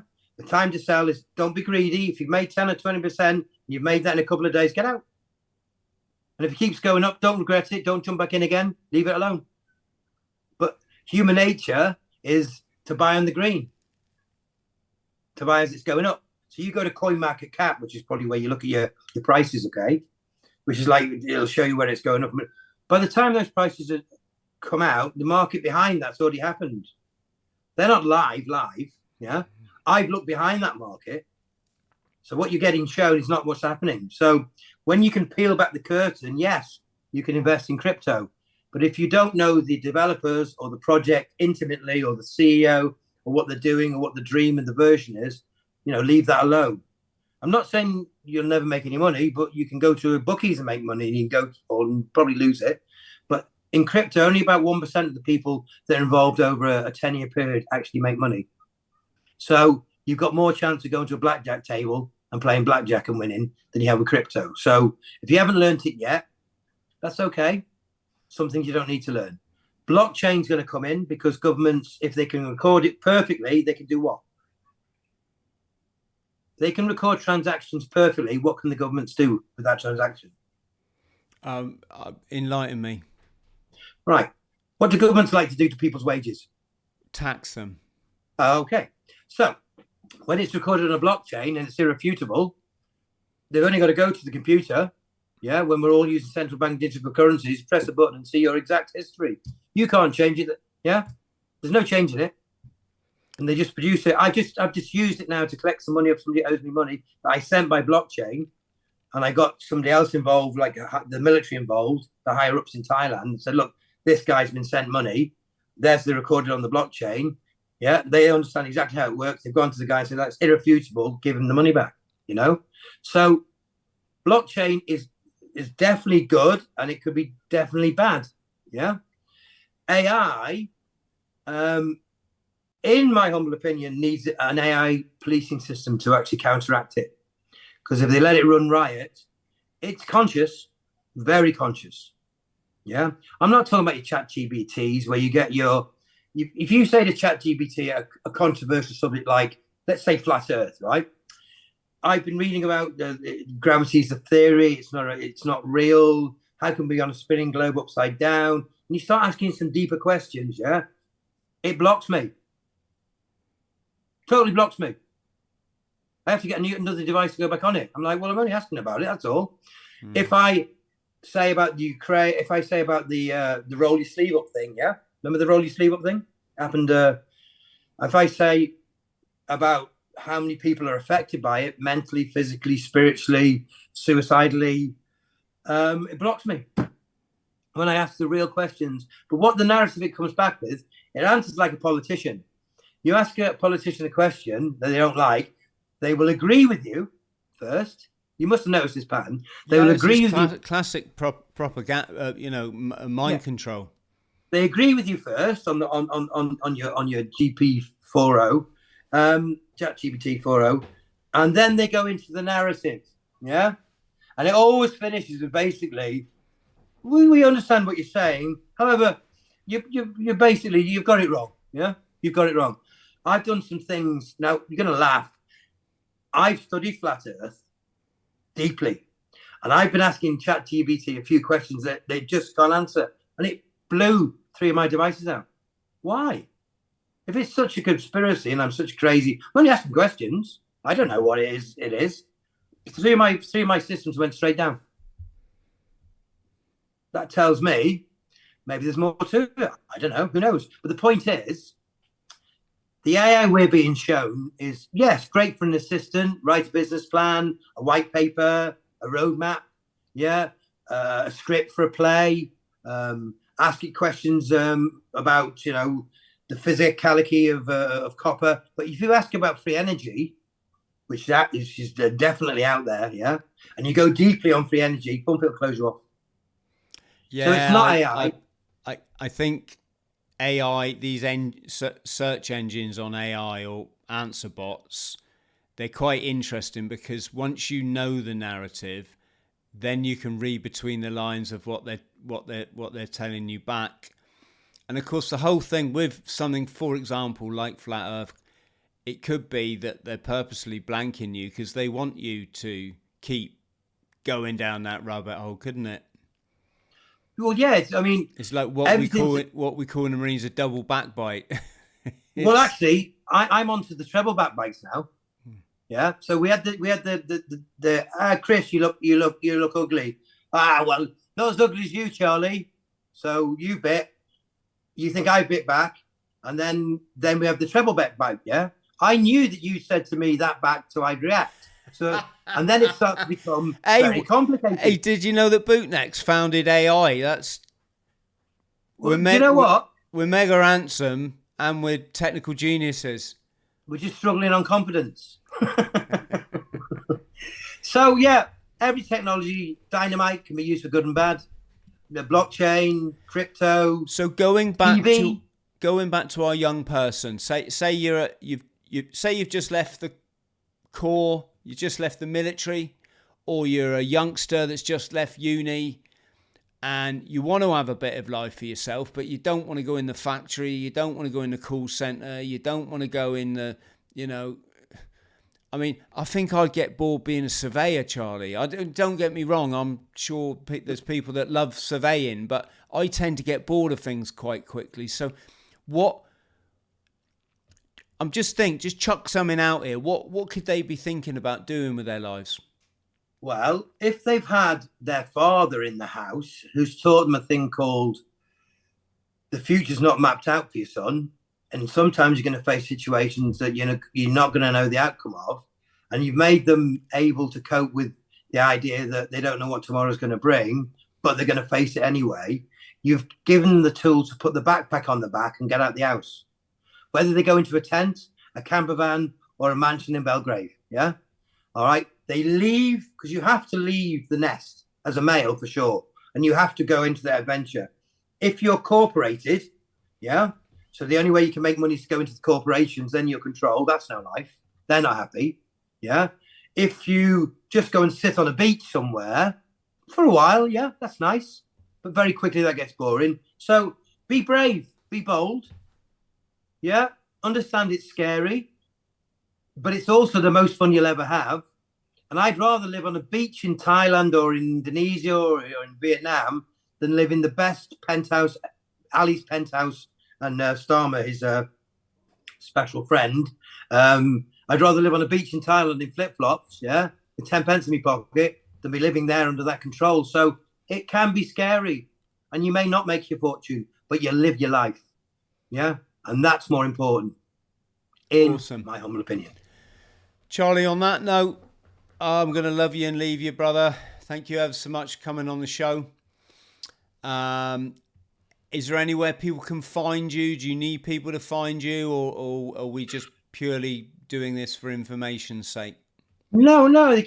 My Facebook, my personal Facebook, and I answer a lot of messages, is Adam, as in first man, Adam. Christopher, as in carrier of the cross. Yeah. The man that spreads the word. Suits you very well, that word. And my surname is Chaplin, as in man of God. So my mother, who's an atheist, named me Adam Christopher Chaplin, which I find quite amusing, really. So if you punch in Adam Christopher Chaplin into Facebook, I'm first up, and you can find me there. You got any questions, I'll answer them for you. And it's only my opinion. And I say that because I don't know what's going on. I now know, now I'm older, how little I know. Does that make sense? Absolutely. Charlie, I've loved this chat, mate. Thank you ever so much. Just stay on the line so I can say goodbye properly while I see us out. But massive love to you, mate. Thank you for sponsoring my Atlantic Row. That was very, or our Atlantic Row, I should say. That was very kind of you. Friends at home, I hope you can take something away from this chat that's going to set you on the path to enlightenment, or at least bolster you on it. And please like and subscribe, click the notification bell, and be nice in your comments, because what you write reflects where you're at. Much love. And I just...